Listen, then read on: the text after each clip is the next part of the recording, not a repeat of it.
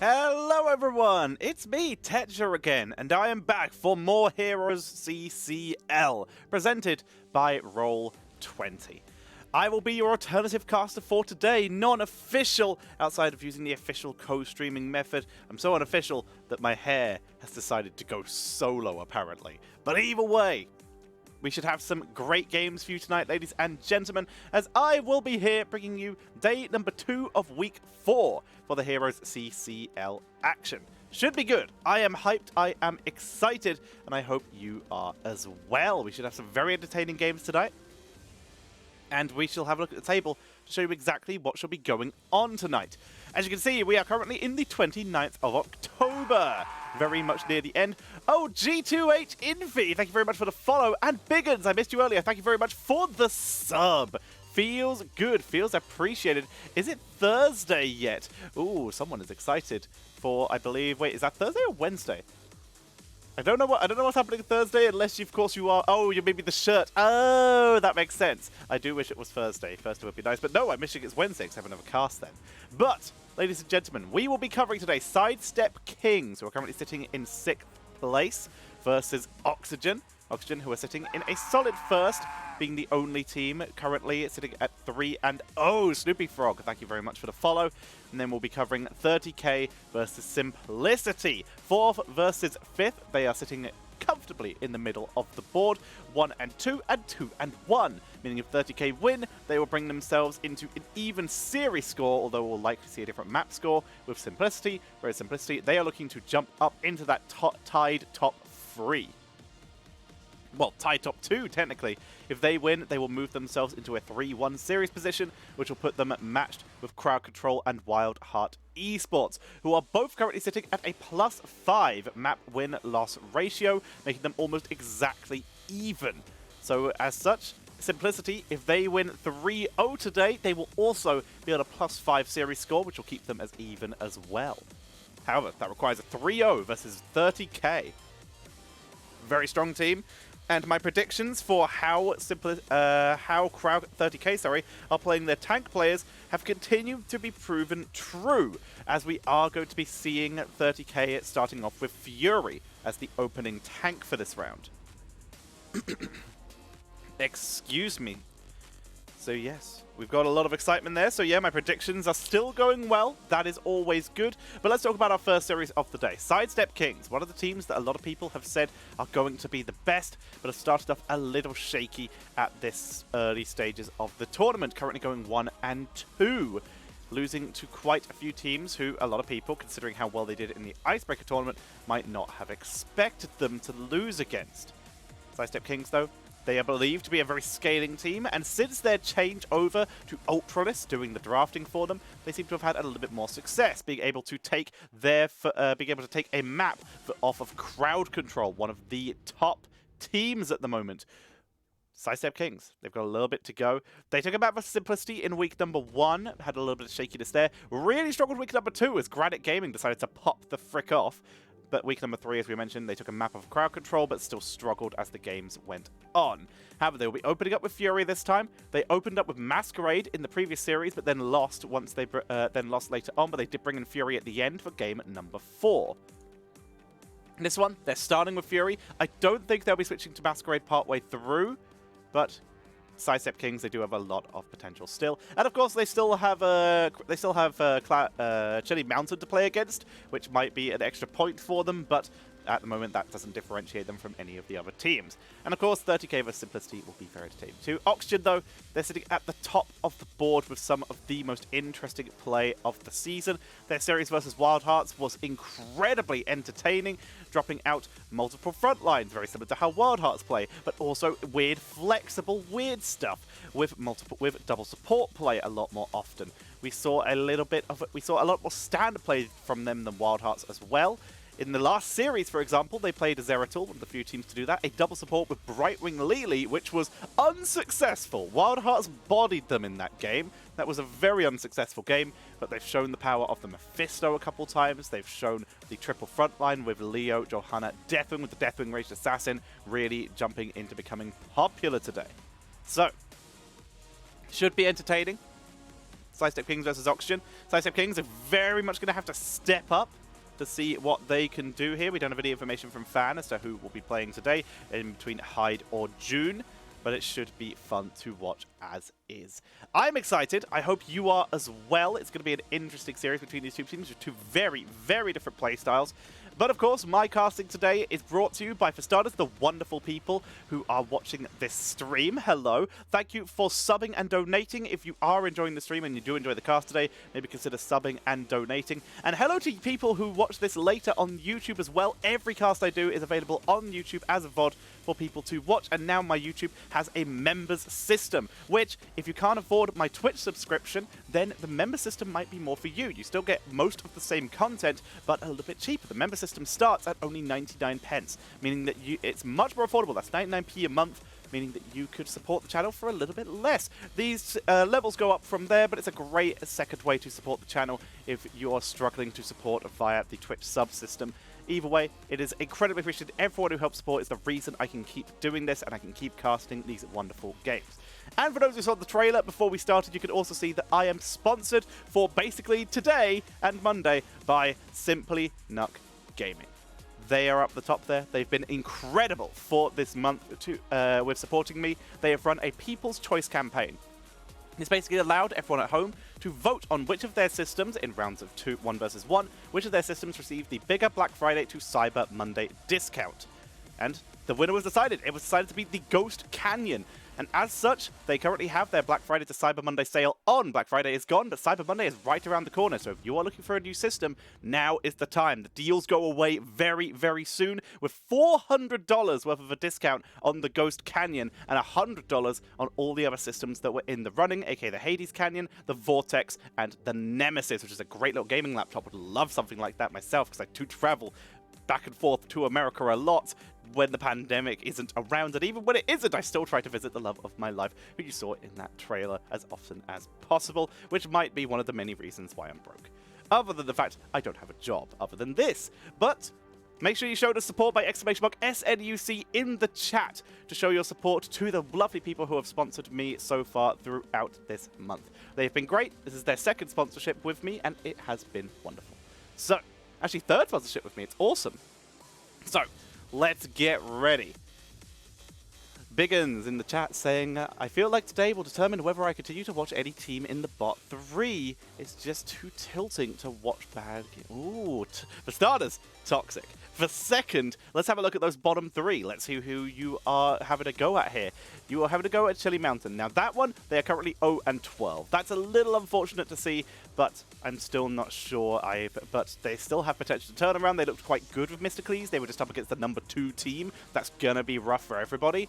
Mysticles, I think, made them look a little better yesterday, so I see room for improvement for Chili Mountain. Granite Gaming and Sidestep Kings, though, I think if you don't want to watch their games, I think you're mental. Also 30k technically in there because they're tied for Sidestep Kings. I think if you don't want to watch their games, you're mental. Granite Gaming popped off recently, and they are looking good. They really took crowd control to the limit. Every game we saw with them against crowd control yesterday, it wasn't that far off being close. Granite Gaming in the first game were able to take a map off of crowd control. They struggled a little bit in the later series, and they did get outdrafted a couple times, but overall, Granite Gaming have put on some great performances, and I think they could be one of the big upset teams. And I've mentioned it before, Sidestep Kings will scale. They have some of the best players, just in total, on their team. I mean, they have the potential to scale late into the playoffs. And the playoffs are the important bit. This is all set up, this is all gaining points and important, of course, entertainment for everyone at home. But those playoffs are where everything comes to bear, where you will be fighting your way up the table. The top 3, of course, have a big advantage when it comes to the playoffs, but if Sidestep Kings can scale themselves to the team that everyone expected them to be when the playoffs come around, they have a good chance to make their way to the top of the board. Same with 30k, some of the most experienced players on their side. And Granite Gaming, I think, are the big spoilers. I think if you try to avoid the teams at the bottom of the table, I think that you are I don't think you're giving them enough credit. I think that a lot of these teams have the potential to cause incredible upsets, and like I said, Sidestep Kings, I still believe, I called it at the start of the season, that they will scale. I still believe that to be the case. If I get proved wrong, hey, swings and roundabouts. It happens. But I believe that we're going to see some crazy stuff. You're not sharing your opinion to rip on teams. Of course it's your individual opinion, and I understand that completely. I personally disagree with it, which is why I am arguing it back a little bit. So, while we're waiting for the stream to start, for the main stream to actually start the game, let's talk about some of the players here. Let's start off by talking about Sidestep Kings here and talking about one of their maybe lesser-known players if you weren't a big follower of the amateur scene back in the day. Let's talk about Ultralisk. Ultralisk is their ranged assassin and has recently taken over the drafting for Sidestep Kings from Kyocha. Now, Kyocha is a great drafter, but he doesn't seem to understand the effectiveness of the Korean style with the American players. Tetcher calls Sidestep Kings Azul Jin of the series, waiting for their quest to finish. Yes, exactly. I would agree, only with Chili Mountain. That's fair. Well, we will see. We will see how Chili Mountain do. They looked quite good with Mysticles, but they still definitely struggled. So, let's talk about Ultralisk. Ultralisk is a player from the European Amateur Series. He never really got to play in Open Division or anything like that, so never really got too into anything when it came down to HGC. But when the amateur scene really started to take off with Division S, a little bit of Heroes hype stuff, we really started to see him popping off with his team, starting with Go Next, who never really got the big mainstream success that they were looking for, losing to teams such as Le Petit Pinceau and Leftovers. But when he moved over to what became for a while his forever team, Feel the Heat, is where they started to pop off. Feel the Heat never placed lower than 4th in any tournament they played in. They never placed lower than 5th. My apologies. They did place 5th in Method Mayhem once or twice. But overall, they performed incredibly, winning 3rd place in Division S. Heroes in-house league, he got Ultras came first with Baguette and Bratwurst, which is a great name. They came first in Don't Panic Cup, my tournament, with the support of Janetja. 2nd in Method Mayhem June. 1st in Panda Cup. 1st in Chili Method Ice Cold Cup. 2nd in Panda Cup #1. And 2nd in Maps of Madness. Feel the Heat were an incredible team. Publisho 10, thank you very much for the follow. But we cannot underestimate the incredible skill that Ultralisk has. When it came round to the amateur scene, he actually exploded.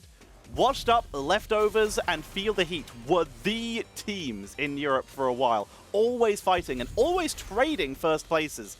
And now we get to see Sidestep King, bringing him out. It looks like he will be back to Kyocha doing the banning again this time. They had him doing the banning before, and they're going to put Ultralisk on that Tychus. Him and Nick sharing a very common build and playing it beautifully. Also, another Kerrigan player. Ultralisk and Nick definitely trading back and forth which one is the better of the two. Auction Esports, though, they start off pretty normal here with the Chromie. Now, Chromie, of course, is currently the highest popularity hero, which is, of course, a culmination of the ban rates and pick rates. Currently with an 87% popularity, meaning she appears in 87% of the games. The only hero that comes close to that is D.Va, with 82% of the games. 71% of those games, though, Chromie has been banned in. Only playing in 17. She is one of the most popular hero and has only played in 17 games. She's just banned almost every game. The only hero, again, that, to give a comparison again to D.Va, D.Va has been played 58 games and is still appearing in less drafts than Chromie. Very fascinating. Very fascinating. Lobus Fan Club, yes, Lobus Fan Club and Grada Gaming as well. Yes, my apologies. So, we're going to be seeing the Kerrigan gets banned out. They could, of course, easily swap that Tychus over and to Gotfilth and put Ultralisk on that Kerrigan. So it's a very sensible ban here, playing it safe. They are playing with Hyde as their support this time, running in with that instead of June. They're going to start off with the Yorel.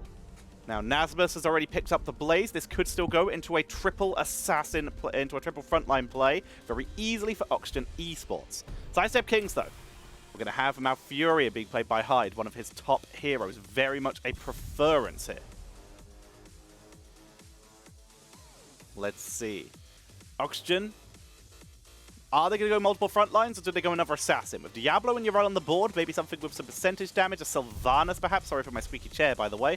A Sylvanas, perhaps, could be pretty decent here. A Reina to get some more auto-attack damage. Greymane fits in that very well. They do go for the more standard draft in this case with the Blaze Garrosh. Blaze for the offlane. Holds well enough versus Yrel, but Yrel controls the point a little bit better. But of course, this is an objective-based map, so point control isn't as much of a big deal. Blaze is great on this map.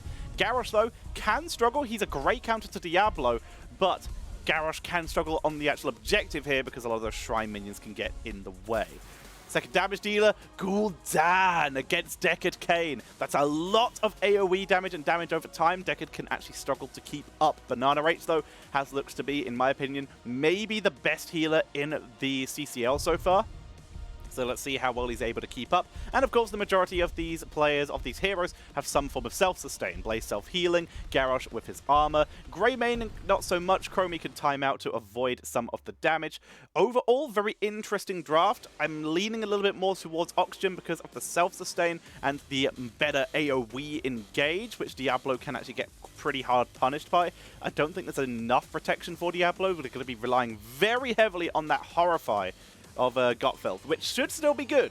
Gottfeld is a very good player, but he's going to have to be dropping those Horrifies very effectively to keep Cattle alive. Cattle is going to be the target player coming in here from Oxygen. They're going to be trying to ping him off, which removes basically all of Sidestep King's engage.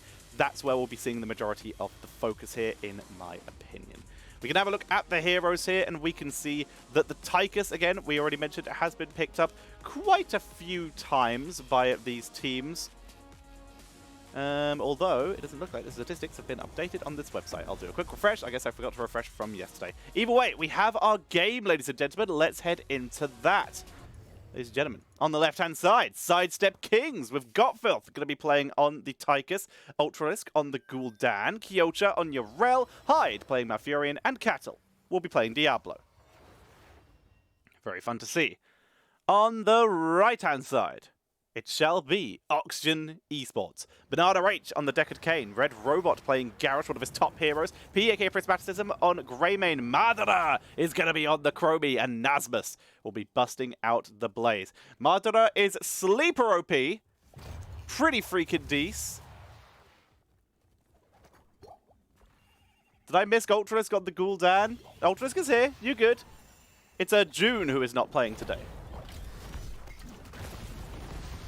Alright, Feast on Fear for Cattle, going with a more auto-attack focused build to start us off today. Can we get underway? Kyoto and Nasmus will just trade shots back and forth. We won't see anything too aggressive in this case. Waves cleared out nice and quickly. It's going to be a slower start. Another Adrenaline Stim pack, second one we've seen this week, leaning over for the Blaze. Again, this is quite a heavy crowd control composition, though, from Sidestep King, so it's kind of interesting that we don't see them leaning onto the new habits. But in this case, that extra wave clear on the objective and that extra little bit of damage in terms of siege might be very important to them. We see the time trap onto Red Robot, a little bit of damage from Gottfeld. They are able to back off. Standard grenade build coming in with the quarterback from Tychus, extra range, and of course the extra damage. Misses the grenade, feels bad there. I don't know if you guys caught that. Oopsie daisy. Red Robot going to pick up that healing pot. Let's see what they can do. P, aka Prismat, already starting on the mercenary camp. We have an Echoed Corruption for Ultralisk. Red Robot looking for his opportunity for the throw, but look at that Corruption being traded for the Sandblast. Both of them dropped a little lower here. Will Ultralisk go for the anti-heal from spell power here? Because he might have to not, just the amount of siege damage he's taken. Good throw, but the objective is not taken yet. They run through the deep breathing, the Dragon's Breath of Chromie. But as such, they're able to avoid the damage, and we do see Sidestep Kings with an effective invade here. They're able to seize the point. Potion of Shielding coming in for Deckard. That will really help against the Gul'dan here. Bigger they are coming in for Gottfeld on that Tychus. They did, of course, swap heroes. Nasmus able to avoid Cattle in this case. Incinerator Gauntlets. No surprise here. Kind of exactly what we were expecting to see.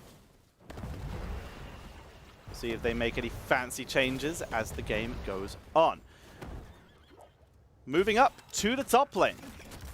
We're going to see them focusing onto this Bruiser camp. I might be wrong. I think they've done something to the stream quality.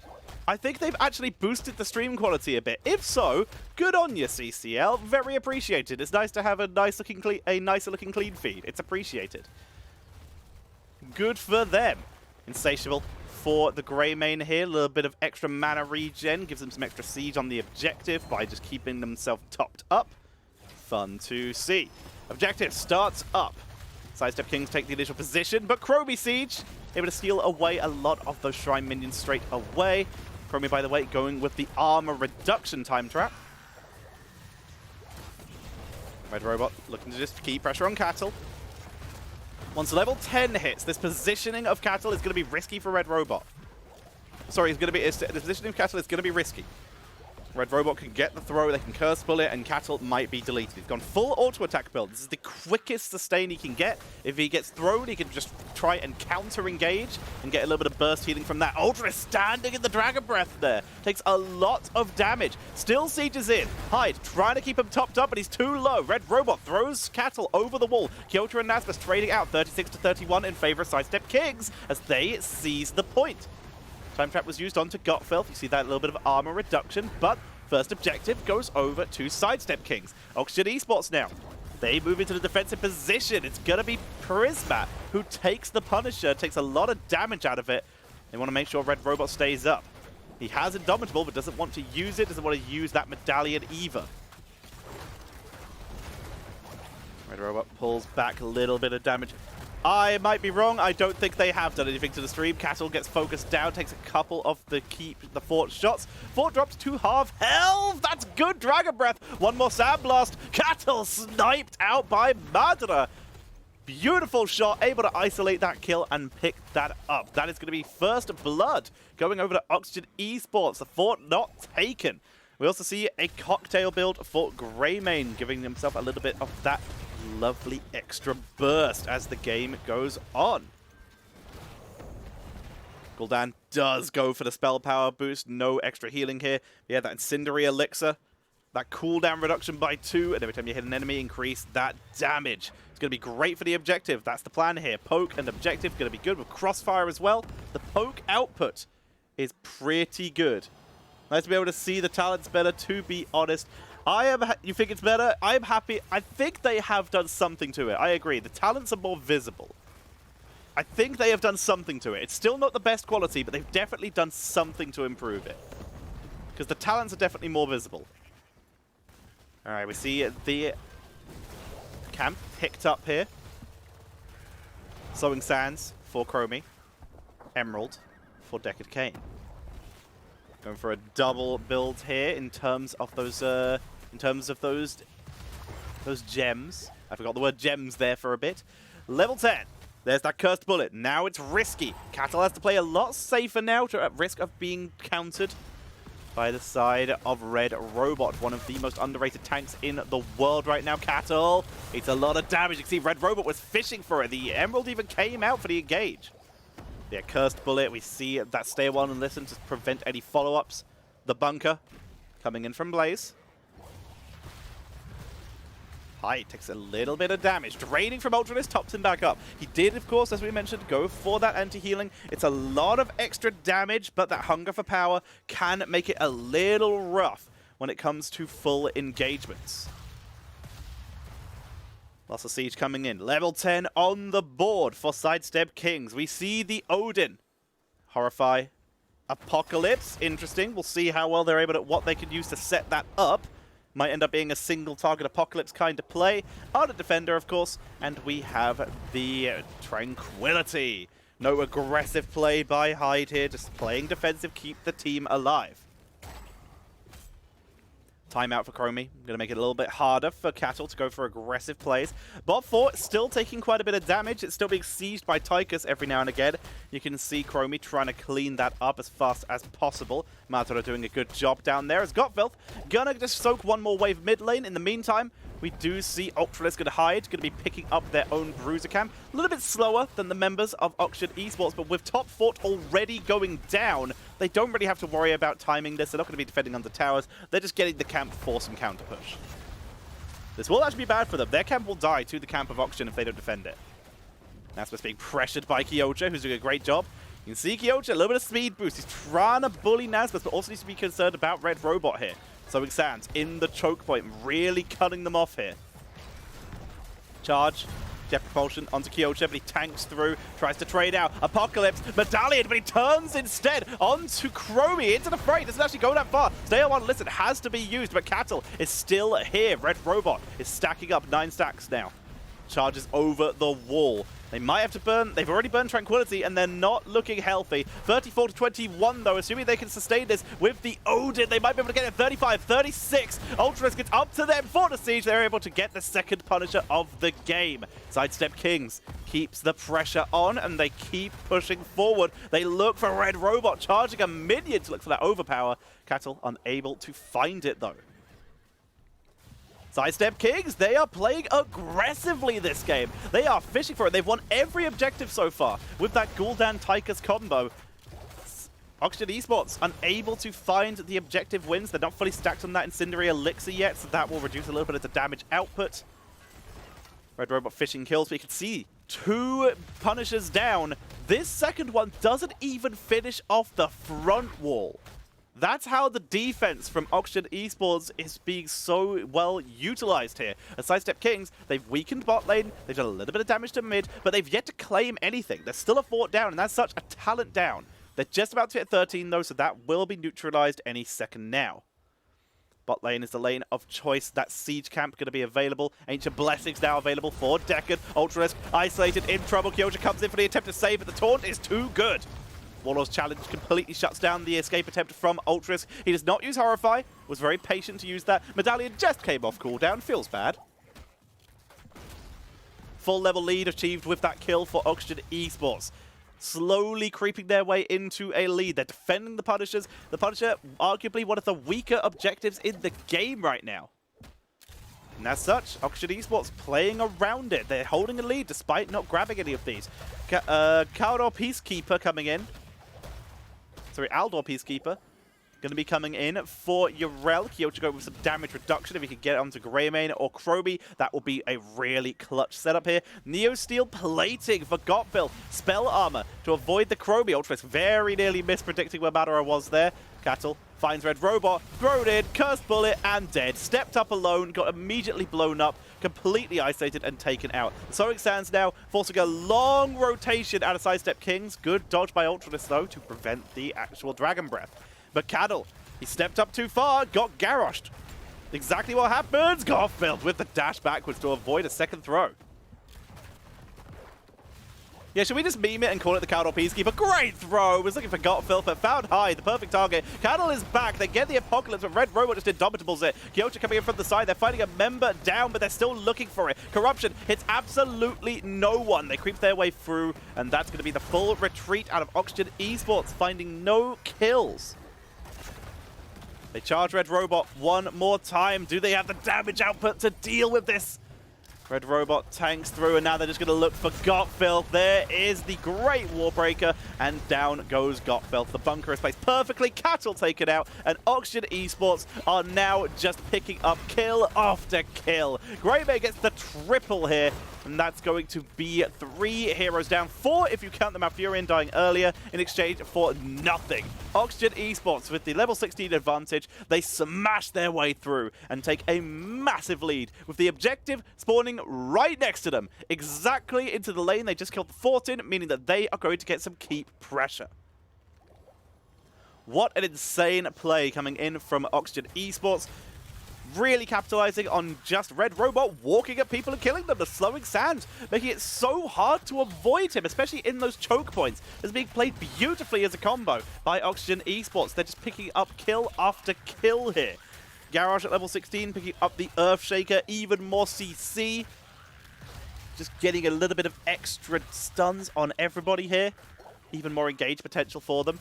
Greymane going with the very aesthetically pleasing build of full trait build. There is no trait on level 7 though, so luckily he did not ruin it there. But of course the Vicious going with the Wolf Heart for the cooldown reduction on his inner wolf. The Insatiable, we already mentioned, for mana regen. On the Prowl for move speed, and Eager Wolf for attack speed. And it's all about Greymane just pinging away, getting the damage. And once he gets that Hunter's Blunderbuss at level 20, it means Greymane is going to be very, very hard to deal with. There's going to be a lot of damage output. Camp available, but not yet taken by Oxygen Esports here. Going to begin taking that here. Tychus going with Titan Grenades. Stay at range, add some extra burst to their wombo. With that extra range on quarterback, that Titan Grenade will help. They have a lot of damage output here. First Punisher available for Oxygen Esports. They delayed that perfectly, leaving it at 39. Cattle's probably about to get jumped on. Nope, he made it out of range. But now there is a Bruiser Camp that was timed beautifully by Oxygen Esports, and we see Sidestep Kings. They can't trap here. The Punisher will jump on them and they will get punished. They're forced to back away. Piercing Sands now available for Chromie for even more siege, especially through this wall. See that coming out. Punisher over the wall, onto Cattle. Sidesteps Nasmus. Bunker has to be used. Nasmus very scared of getting womboed there. For good reason. Here comes Kyocha. Nasmus able to back away, though. Very well executed. Odin is dropped for the defense. Cattle pulls the Punisher once more, but he's still taking some damage. This time stunned down by Nasmus, but no one is in position for the follow-up. Cattle is low, but will sustain here. Odin kiting beautifully. Ultralisk and Kyocha are zoning out the members of Oxygen here, but Red Robot is still fishing for a kill. The Frost Punisher has to keep disabled, so Red Robot, he was really looking for Ultralisk there, but does not find it. Down goes the Punisher. Cattle is too low for the counter-engage, though. That is the first keep of the game, going over to Oxygen Esports. Top lane will be pressured, but it will be deep pushed relatively easily by Sidestep Kings with the help of Ultralisk. Oh, actually, Ultralisk is going to turn around and try and help with mid. Cattle, not the best wave clearer. He will need help with this eventually as Nasmus backs away. Mid fort will be protected. Nicely done here, Sidestep Kings. Keeping themselves alive this time. Got Filth. Backs away, Indomitable.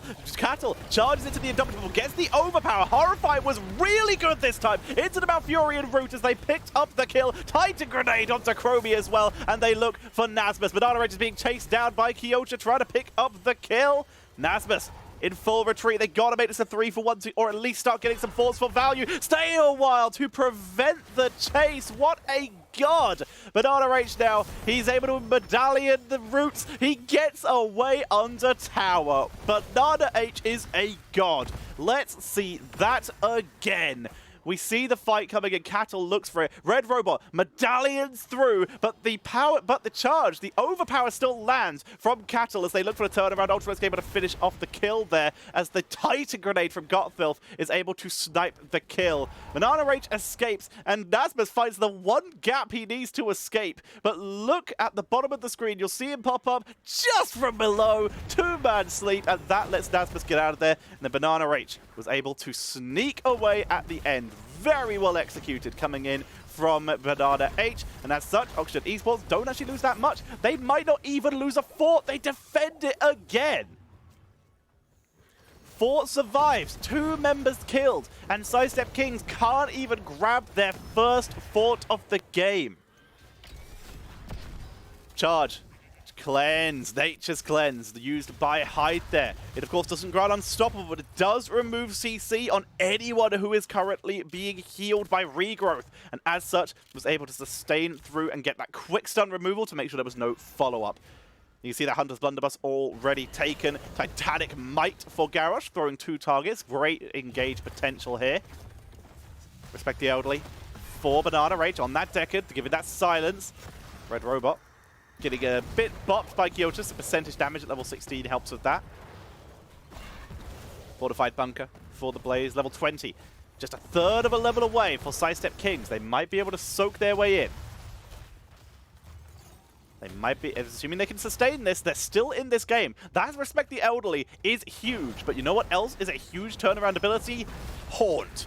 From that Gul'dan. That's why Gul'dan can be so terrifying in the late game. If they land it, it is winnable. Big red button on the board. There's that Haunt. Hellgate for the Diablo. We see Seraphim and Malfurion going with a little bit of extra regrowth. Cattle, a little bit of trouble. Good knockback from Kyocha. Dragon Breath comes out, but Cattle will survive thanks to Kyocha with the great sustain there.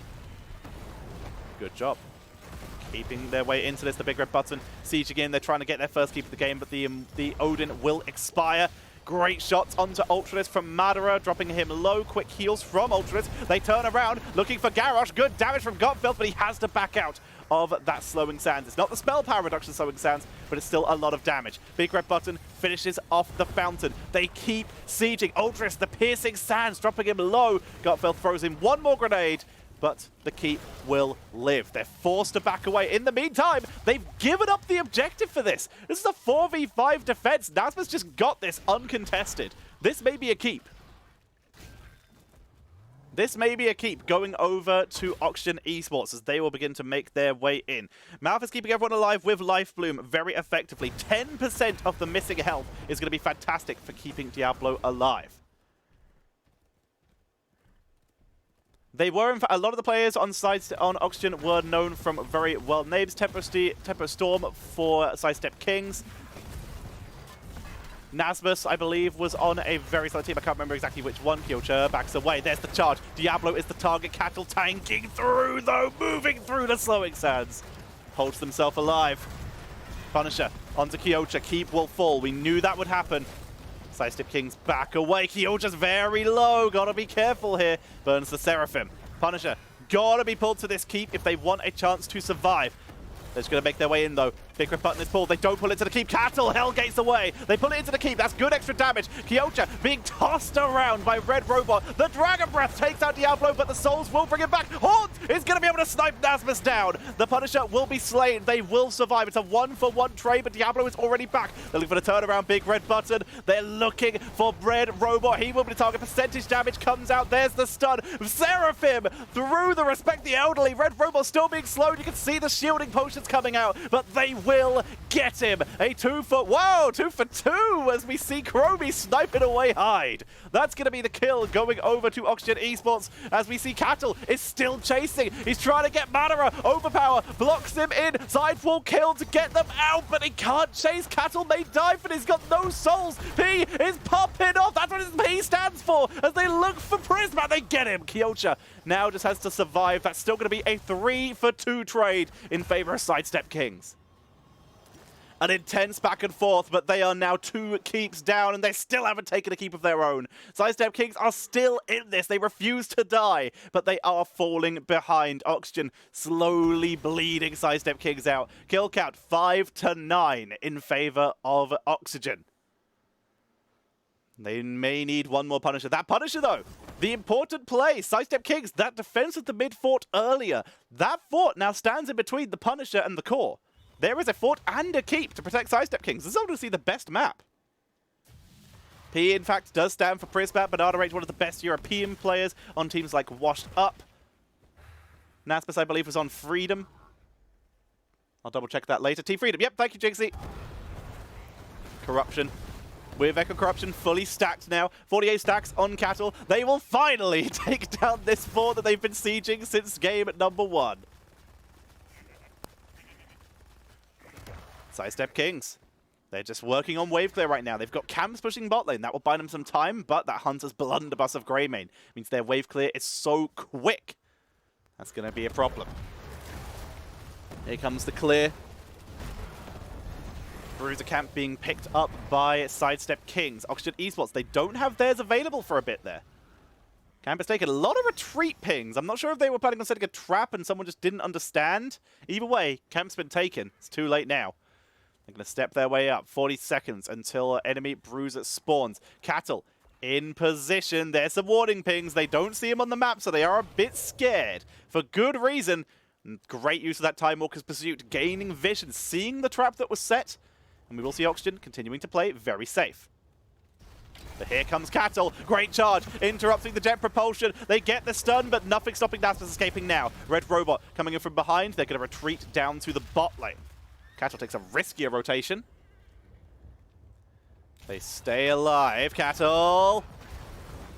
It's a lot of damage. Huge damage onto Red Robot there. Ultralisk is fully stacked. His damage output is very scary now. That Corruption will do a lot, and of course combining that with the Ruinous Affliction means a lot of damage. There's the throw into the backline. Ultralisk in trouble. Ultralisk medallions himself out. Big red button onto the backline. They force their way forward. They still have Respect the Elderly being held. Cattle is healing. Big Respect the Elderly only hits Cattle, but that's the tank being removed from the fight, and Red Robot, they're going to look to try and turn this anti-heal, and Cattle will fall here without 100 souls, but Greymane killed off in exchange. Ultra survives. Cattle lived, by the way. Turnaround dive onto Madara, who's taken out with the stun from Kyocera. They take down Red Robot. Sidestep Kings, they're doing it. Big red button to take out the objective to finish that off with only Blaze and Deckard. They move down to bot lane. They may be planning a backdoor, but this is not a comp you backdoor with and win, as we see the keep taken out. It's Punisher all in for core.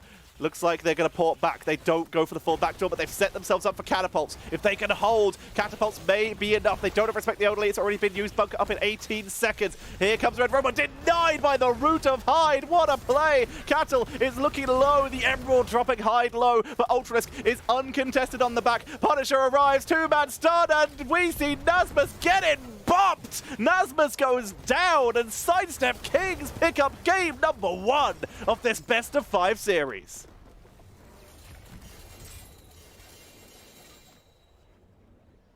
Well played coming in from Sidestep Kings, able to take the slow roll. The objectives they wanted at the start didn't do much for them, but the defense against Oxygen's relentless offense worked out in their favor. What a insane performance. 9 kills to 9 at the end, level 23 to level 23. What are you gonna say? The patience was brilliant. Got Filth with insane damage output. I'm really surprised Ultras does not have more damage than he actually did, but the wave clear was so helpful. I would love to see how long Kyocera kept people stunned for on that Yrel. Kyocera, I think, is the MVP of this game outside of maybe Hyde. Hyde dropped some really good roots, but he did get thrown a few times.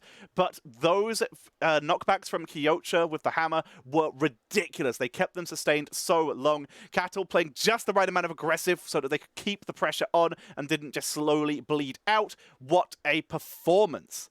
On the other side, though, beautiful play by Oxygen, but they got outplayed in the end. Red Robot picked up so many kills. He found Hyde so many times, but it was the run pasts that began to fall away from their favor. Well played by the members of Oxygen. They looked like they had that game in the bag, but it was the sheer patience and effectiveness of the counter-engage of and the great backline defense. Even when Cattle's dying, they turn their attention instead to Ultras because he's more important to keep alive. The great backline defense of Sidestep Kings was enough for them to win that game and go 1-0 up in this series. Very, very impressive. Really looked good. That's some of the best we've seen Sidestep Kings play for a while. And also, one of the first matches we've seen Oxygen lose. As a reminder, they are 9-2 before today. I just kicked a dish, sorry. They were 9-2 before today, meaning they are now 9-3, a +6 in terms of map score. Sidestep Kings, the 6th place team, popping off. Feels amazing, man. Well played. Oxygen Esports. Gonna have to fight their way from behind now. It's a best of 5, though. Plenty of games still to go. Pusik, thank you very much for the follow. Welcome to the stream. Hope you have a good time whilst you're here. And if you are all enjoying, ladies and gentlemen, might I request that you maybe show your support for the stream by dropping a follow so you can see. High resolution quality stream tonight. There seems to be no Robo Tetcher. Was there a Robo Tetcher before? I didn't know that was a thing. Sorry about that if that does happen. The HCC music sounds good. This is actually just the Lucio music, but it is pretty decent. So, I hope you're all enjoying the stream so far. If you are, drop a follow so you can see when I go live. I cast all the CCL games unless I have something that takes over the priority there. I can only keep doing these casts with the support of people like you guys who come to watch every day, and of course the generosity of people who subscribe using Twitch or donate using Streamlabs or the bit system from Twitch. Glad my eyebrows are back. Thank you. I like them. They're nice. They are fluffy. But thank you, anyone who donates and subs. It is incredibly appreciated. I have no real-time job. This is all I do just to try and get by. The job I was looking at kind of died when the whole pandemic thing came around, and the other job I was looking at died because the company decided to absolutely mess up. So unfortunately, I have been continuing just to stream while trying to manage. But any support is appreciated. You can also, if you're watching on YouTube, there is now a join button below the video. I mean, you can hit join and support me that way by going anywhere from 99 pence up to some amount of money. There's a lot of tiers where you can sub there using the join button on YouTube, where you can support me there, getting the exact same content that you see on this stream. And of course, thank you to my sponsor for today's stream, Simply Nuck Gaming. And while we wait for the next draft to be set up, let me show you a quick commercial to show you exactly what they have been doing for me in such a wonderful way.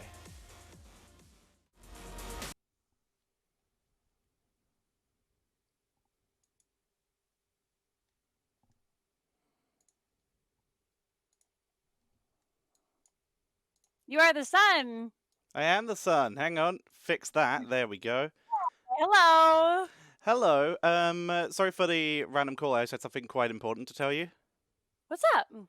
And that is there's only 1 day left. 1 day for what?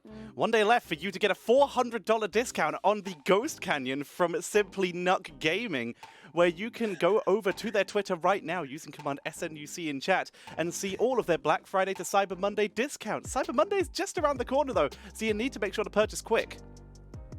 Did you just call me for an ad? There is also a $100 discount on all of the other systems that were in the polls in the People's Choice campaign, including the Hades Canyon, the Vortex, and the Nemesis, all available now during the discounts, but you have to make sure you head there quick. Can I hear that one more time? That is !SNUC in order to go and check out the great Black Friday to Cyber Monday discounts.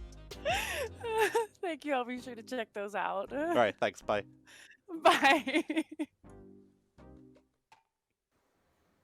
And we are back. And in fact, the draft, perfect timing, has just started. Let's get this going, ladies and gentlemen, as we head into game number 2 of this best of 5 series. Auction Esports taking first pick, first ban. The map choice, Garden of Terror, has been selected by Sidestep Kings. Let's get this going. Let us go.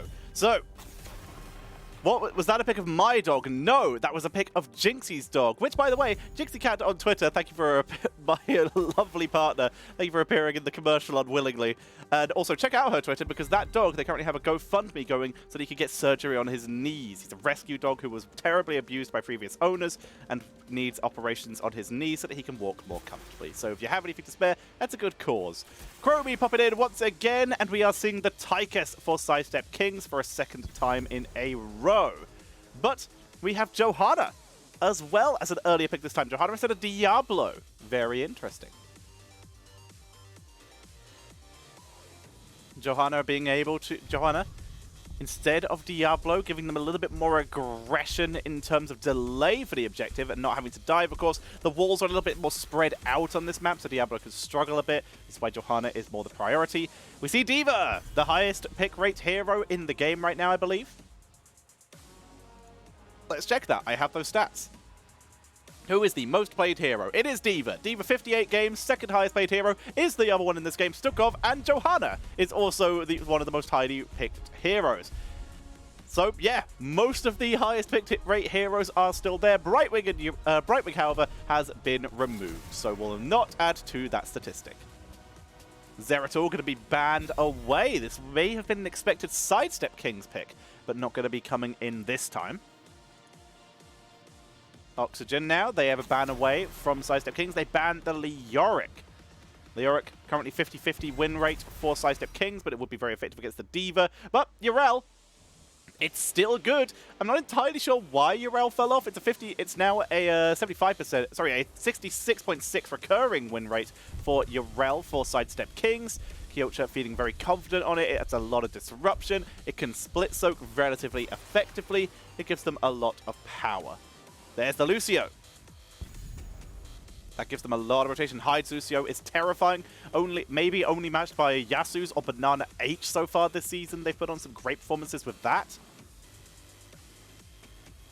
Auction now for their final 2 picks. Silver is available this time. They don't go it though. It's an Abathur coming in from Prisma and Tyrael, the Sank Abba build. And there's very little reaction so far available for the side of Sidestep Kings. Yes, they could try and time a big red button shot or try and time Johanna Condemn, but otherwise, they don't really have that immediate turnaround to deal with Sank. There's a good choice though. Sank drops, you drop the Warden's Cage for when it expires, you get a great engage potential and a fantastic setup for several kills. Great final pickup here by Sidestep Kings. Ultra Risk flexibility coming in again, but they're wave clear. Yrel and Tychus are going to be the heavy. Yrel, Tychus, and Johanna are going to be the heavy wave clearers on this team. They are now going to have to deal with the fact that there will be an Abathur on one of the largest maps in the game, split soaking all game. It's going to be quite hard for them to deal with. We'll see what they're able to do. So, ladies and gentlemen, drafts look very interesting. I love Ultra Risk on the Maiev. It's not been the most successful. Maiev, in fact, in CCL has not been too successful in general. So far, it's 0-1 for Sidestep Kings. They have yet to win with it. Let me find her in the actual CCL stats in general. Maiev this season has a 50% win rate so far over the course of 2 games, 4 games. I've lost her again. I've lost Maiev. She exists somewhere. Oh, because I scrolled too far. I've got its reverse alphabetical order. Maiev over 8 games. 4 wins, 4 losses. Either way, we have a game to jump into, ladies and gentlemen. Let's get this underway. Spawning on the left-hand side, it shall be Sidestep Kings. Currently 1-0 up in this series. Big upset onto Oxygen here. Let's see if they can keep it going. Bringing out the Ultralisk Maiev. See if they can capitalize on it to get some cheeky kills. On the right, though, Oxygen Esports, the top team in CCL at the moment, going to have to fight their way through and see what they can do to capitalize. It's a Pajama Foot with the hearts, what we like to see. Immediate damage. Iron Skin gonna be burned. Might as well use it for damage reduction. There's not much CC you got to make your way through at this early stage of the game. This is gonna be pretty chaotic. Interesting to see here. D.Va not going with full metal or the liquid cooling. D.Va is starting off instead with the extra armor with pro moves. Pro moves, of course, giving D.Va increased movement speed and armor each time she takes damage. This is really good against damage over time, people, but it will also work against Tychus, who has a very high attack speed, and so does Lucio. This is a reaction from D.Va to try and deal with that Tychus. It'll also affect Melting Point, of course. Damage over time there, so that's just going to try and use that to sustain against some of this burst. Very interesting. We'll see how well it works out for them. Nicious Memento coming in for the Maiev. Lots of AoE damage to be applied. Quarterback, no surprise there. Spike Burst for the Abathur. Double camps being done. Not even going to split onto 2. They literally do 2 at the set. Not even going to focus on 1. They just split off and do 2. Hyde finally going to come in and help out Ultralisk as they will finish that off. Double camp pressure. We see siege camps being taken on the other side by Oxygen Esports, but Gotfilth will eventually get this. Oh, the invade. The invade. Oh, Hyde was looking for it. He decides against it. You could see he was tempted to go for that kickoff, but did not find the angle. As such, camp will still be taken by Oxygen Esports. It's still going to be timed pretty well. This will now defend behind the gate and do quite a bit of damage, but now it's close enough that Gotfilth might be able to get some damage onto it. Good job by Red Robot keeping the camp shielded here, keeping everyone sustained. Sin's exposed for Cattle here. A little bit of extra burst damage. Bruiser camp basically fully slain as they begin to push forward. They take out the entire front wall with it, though. Begin working on the siege camp. In the rhythm for Gotfilth here. Bringing out the extra damage over time on Tychus to try and burn through. They don't want to just drop that bigger they are and then have it sanked. They want to be able to just keep melting anyone in the way. It's a rush down D.Va, by the way. Traps being set by Abathur, who is soaking them up. Still, level lead by Slight XP lead for Sidestep Kings right now, due to their little bit of a head start, thanks to Abathur soak. Sorry, a little bit of a head start on that front wall. You can see Laws coming in for the Tyrael, who right now, Red Robot, going to be focused down and chased. Teleports in at the end anyway. Eats a lot of damage. You can see Gotfield's early game damage is actually insane. They even go with the overkill. Smite is burned. And Red Robot forced to port all the way back. That might give this first seed over to Sidestep Kings. Biotic armor for the Stukov. Very smart here, especially with the fact that Maiev is continuing to go a fully physical damage focused build. Nasbus gets the Abathur hat. Will still need help though, or to pop the mech. Maybe not. Actually plays around that very well. Good micro, avoiding a lot of the damage they could have taken. Able to sustain through well enough that they don't actually need the extra sustain. Hyde pops in again, forces the camp to be taken as quick as possible, forcing Auction back onto the map. Hyde being very annoying so far. Not going for any steals. Does not interrupt the port of Nasbus, which is what he was looking for, unfortunately, but still very effective. A little bit of damage being dropped. Hyde playing around it. Some damage onto Prisma. He even drops the slow. P able to back away, though. Ultralisk will be the one to take the hit. You see Red Robot trying to bully, making the most of body blocks. Condemn comes in. That tether plus Condemn going to make it very, very hard for the members of Oxygen Esports to have full control over the fight. Growing Infestation will help a lot, though, for Banana Rage. Condemn lands. Banana Rage, you can see that lurking arm. You can see it does a lot. It's a very good setup here. Once they have the slowing sands, that's going to be really good for them. Hyde continuing to try and be annoying and to keep soaking. Keep pressure on the map that way. They get some good damage onto Nasbus, but again, pro moves. Keeps Nasbus moving. Makes it very hard to pin down. The Blade Dance being kind of interrupted by that biotic armor. Losing a little bit of damage is this Maiev. It's full defense right now. Yrel trying to split soak, but so is Nasbus, and so is Abathur. They're going to get a lot of extra soak out of this. Make their way onto the objective. Ultra is forced to dance away. Took a little bit too much damage there. Hyde begins to heal him up. Level 10. Big soak towards by both teams. Experience pretty equal. Nasbus, of course, coming in means Yrel did as well, but Yrel will move down to get the experience soak. They're trying to out-soak here, making the most of the fact there is an Abathur. There's one less body. They're choosing not to just get delayed. Gottfeld takes a lot of damage, though. Hyde on point. Keeps the mobility going. Ultras will get interrupted by Nasbus. Has to back off. He does not win that 1v1. Still delaying. Abathur not going to be here for a while. Kyocha going to be... Sorry, Tyrael. He is Prismat, correct. Yrel not going to be here for a while. Kyocha busy soaking off. Seed was finally captured by Oxygen Esports. So we see the give up there by Sidestep Kings, who begin working on their camps. Same as before, they're going to start on a double camp here. Looks like they are just... no, they don't split up this time. Good job they didn't, because that Time Walker's Pursuit gives great vision and shows Oxygen Esports that Sidestep Kings were not invadable. Containment Disc coming in for the Maiev here, trying to isolate targets. They have the Commandeer Odin.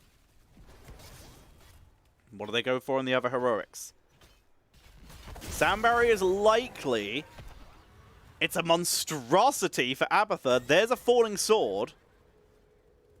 Okay, yeah, there's Sound Barrier. There was a potential opportunity to go for that extra bit of cleanse for Lucio, but in this case, they stick with Sound Barrier. But yeah, Monstrosity trying to out-macro the Yrel here. Like, it did that extra bit of wave push. This does also explain the Abathur. Oh, self-destruct coming in. Ultralisk bounces away. Jumps a little early. Sound Barrier has to be used. They containment discs the mech. That pauses the self-destruct duration. That allowed everyone to get a little bit of time to escape. They Sound Barrier to get out, but they did burn basically every heroic to do that. They still have Odin and Falling Sword, though. They still have the potential to fight this objective, but that slowing sands might shut this down. Looks like they will avoid this. Monstrosity has already perished. Good job. Odin going to be dropped, Falling Sword onto the backline. He's going to try and take out Banana Rage. If you can deal with Banana Rage, then that removes a lot of the healing. Kyocha just trying to keep Red Robot CC'd. Sank not used yet, though. Not even on the 10-second cooldown. Kyocha still bullying the healer. If they can remove the sustain. Good dodge on the missiles by Ultralisk. Kyocha bullies. Good start onto Red Robot. Containment Disc does not land. That's Hyde killed in the backline by Nasmus. Nasmus being the one putting on more pressure than Kyocha here. Down goes the mech, but Kyocha still pushes forward. There's a sanctification. Immediately Ardent Defender is burned.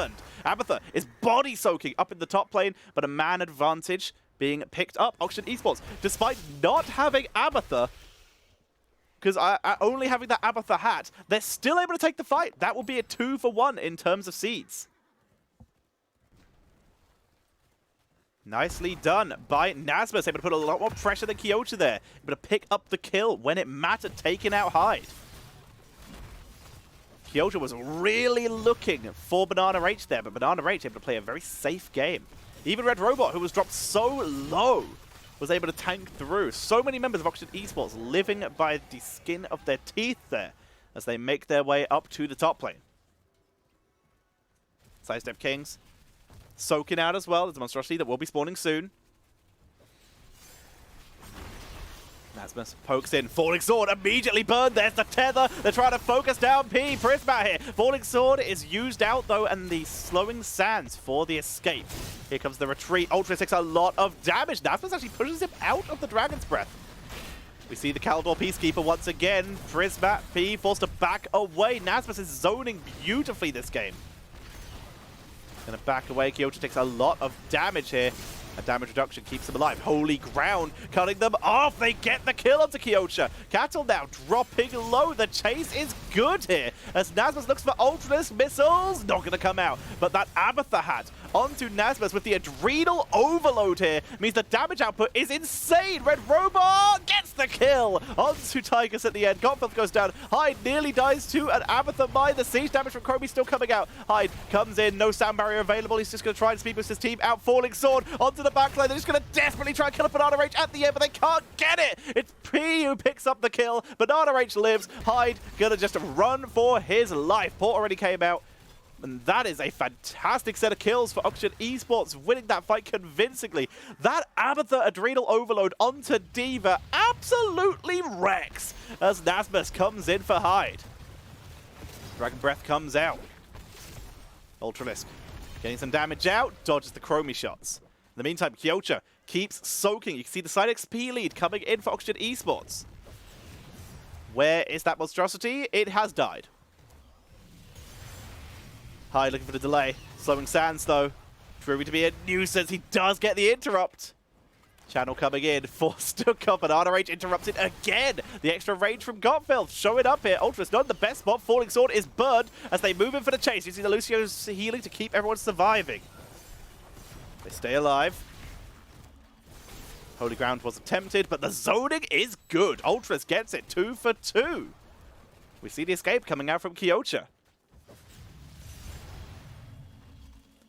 Wow, what a long fight coming in there.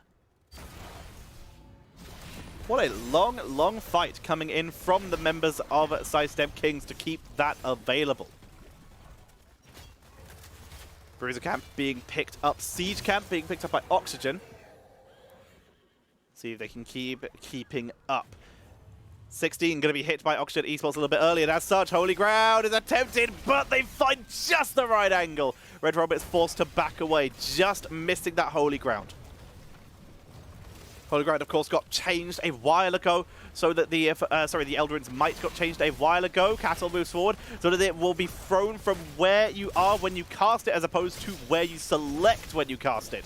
As Ultralisk, looking for his angle, pulls in Nasmus. Trying to chase him down. Falling Sword. They're turning. They look for Prismat. They don't land the Falling Sword, though. There's the Sank. That gets everyone out of there. Ultralisk saving his blink, gets away. Bound by Law. Getting some good slows in, but everyone gets away. But they burn the Odin. They still have Containment Disc, though. They still have Sound Barrier. Falling Sword up in 30 seconds. This is very much just about to skip the front line, get onto Banana H, get onto P. Get the pressure. This third tribute, this third seed will become the Plant Terrors. There's a monstrosity pushing in the top lane, currently uncontested.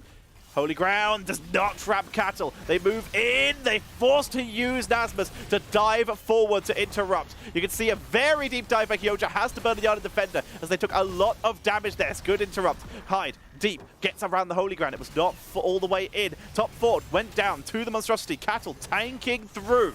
They cannot channel. Falling Sword, though. The commitment. Time Trap stops Banana H from being stunned, but they still turn around onto Nasmus. There's the self-destruct. They Containment Disc it as they rush through. They try to dive past it. The self-destruct is cutting off their escape, though, because they could not find the kill. Bound by Law traps them again. Kyota backing away. The Dragon's Breath does a lot of damage. But everyone is able to get out. Red Robot looks for the channel. Ultralisk comes in for one more interrupt. Will get it. Kyosha dances away. The missiles from Nasmus, keeping them pressured. Divert power keeps Nasmus topped up. Ultralisk is looking low. The Dragon Breath is not enough to finish Ultralisk off. This fight is going on forever. But the monstrosity has been healed by Abathur. He's got the minion shielding talent on level 7 as well. Sniped from P onto Kyosha. Numbers advantage now in favor of Oxygen Esports. This means his objective is almost certainly going over to Oxygen. Sidestep Kings, though, they won't give it up. But in the meantime, the monstrosity keeps pushing. Top lane, Falling Sword, one more try. Time Trap again interrupts them. Sanctification, turnaround, full retreat. Fanaticism keeps them going. But Hyde, not in the great spot. They're forced to use the containment disc to retreat for Slowing Sands. Cattle will escape, but the channel coming in one more time. In the meantime, monstrosity did perish, but the objective goes over to Oxygen Esports.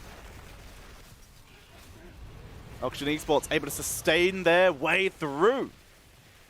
We see the Plant Terrors pushing in, one of them all the way up to keep already. Nasmus is low. Retreat comes out, that Fanaticism from Cattle being forced to be used. Bot lane don't have to worry about too much, but Abathur is still coming in. Blessing of the Bronze, cooldown reduction for the rest of the team for the Chromie. It's also a speed boost, great little escape tool, fantastic talent, very underrated. Sieging in. Bot fort will 100% die. Top Plant Terror already dead, Keep will survive. Mid Plant Terror, half health, should die. They kill off the seed first, of course. Abathur is literally body soaking this. They dive past. They move past the Plant Terror. They're looking for kills here. Ultralisk Tether doesn't find anyone. Kyosha interrupted with the Flailing Swipe. Unable to dive in. Plant Terror is slain, though. All keeps live. Sidestep Kings still in this. Sidestep Kings refusing to drop in this early in this game number 2. They fought from behind last time. They'll fight from behind again. But Oxygen are looking really solid, and Sidestep Kings just can't seem to break through the clear, sustained output of Oxygen Esports. And also, the great synergy between P and Banana H, where Banana H is getting time trapped by P consistently as a tool to avoid the damage output of the Falling Sword and avoid the stun. It's beautiful to watch. Monstrosity not been cast yet, being held until there is an objective to distract. You saw Abathur, by the way, moved his body into range of the Bruiser camp so he could spawn a Locust to assist his team in clearing. That's a play. Red Robot clearing out the siege camp of Sidestep Kings. They want pressure onto that top lane. The Plant Terror gets some good damage up there. The Shambler did a good job. Sorry, it's the Terror. The Shamblers are the small ones. They're going to try and take out the keep, or at least weaken it. Monstrosity can then be cast up there later and cause enough of a distraction that they might get the keep during the objective. Ports coming out from everyone except for Kyosha. It's a full defense. Kyosha just trying to soak them to 20. Talent advantage. Holy Reader, of course, coming in for the Tyrael. Gottfeld burning the Odin now, which is really unfortunate because level 10 more than likely would have ended up being that big red button, but level 20, sorry, but they have to sustain through. Castle actually going to take a little bit of damage. Holy Ground, Falling Sword, used defensively. Micro missiles coming in. The Odin is helping them clear. They are sustaining, and that bottom Bruiser camp might get them their first fall of the game. Sidestep Kings might survive this. Medallion used by Cattle gets them out of danger. The keep will survive. Level 20 still just around the corner. You can see Kyosha really trying to soak up as best he can. There's a little bit of a wave bot lane, but the enemy team, Oxygen, might be coming in for him this time. You see them back up. There's level 20, Seraphim. Heaven's Fury. That's going to be the big talent here. That cooldown reduction might be the difference. Big red button, of course. Should be good. Lucio is waiting. 2 talents could be usable here. The extra, the Summer Anthem could be pretty solid to keep them sustained through all this, to keep them from getting burst down by the Chromie. Needs to time it perfectly, though. The Bossa Nova, though, might be more likely. Falling Sword, Heaven's Fury, onto the back line. They try to get onto it, but they can't. The dive is unsuccessful. We don't see either of those. We see the extra healing per body on the board. Lucio just playing this a little bit safer. Not going with the memes here. Just going to keep his team sustained with House Party. 8% for each ally in the aura. So up to a 32% healing increase with his team as it stands. Seed could be used. They kill the monstrosity again. Don't let it get stacked. There's a hive mind now. Abathur may bring the monstrosity to fights. Kyocha, a little bit outnumbered in the mid lane. Observer, please. Observer, please. Observer, please. Kyocha's gone. All right, we're good. Now we can go back to the objective. Positioning being taken. That holy ground not greatly positioned. They drop the detainment disc to try to allow Godfield to channel in. Great job with that tether as well. Sound barrier has to be used on Ultras to keep them out. Falling sword comes in and the sound. And once again, sound barrier kept them alive. Holy ground keeps the chase from continuing. Sidestep Kings, though, they're not done yet. They chase forward. They force their way in. The time trap again interrupting the engage. They're forced to back up. No detainment disc this time. A big red button keeps sieging. Self-destruct weakens the plant terror. They make their way forward. Abathur is defending top. Bot is already pushing up. They are all in on this mid at the moment. Nasmus with great interrupts, great knockbacks. Hyde is running down Abathur in top lane. A number one player killer here, Lucio. He interrupts the paw. He's trying to sustain his way through this. The Fort's doing too much damage. Hyde can't get the kill. Here comes the dive. He's gonna die to Nasmus most likely. He's on the run, dodges the missile. Hyde's a god. Ultralisk is now looking for Madara. Can he get it? He's trying to run him down. Hyde went down. Ultralisk will die to towers. That is a disaster. The greed being shown here by Sidestep Kings, losing 2 members for Abathur. They are in so much trouble now. Cattle comes in, but they are so outnumbered. It's full retreat. But in the meantime, the Plant Terror got some good damage in bot lane, finished off most of the front wall. There's Falling Sword. They will survive, but they're going to trade a keep for this. Top keep will go down now.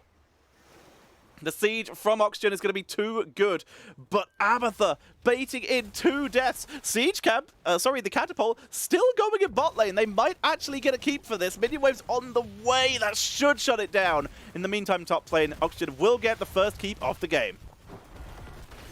Nasmus loses the mech, has to be careful. Kyocha goes deep. They're a member down, and they'll still go for it. Condemn comes out. They're going into the 3 versus 4, trying to find something. Grenades coming out. Kyocha backing away. Holy ground, multiple member stun. Our defender is up and available. Will be forced to back away. Kyocha not using it. Bot keep so close to dying that the minion wave, as predicted, did clear that out. It was not available, and Monstrosity has now been spawned. Abathur is back, pushing bot lane.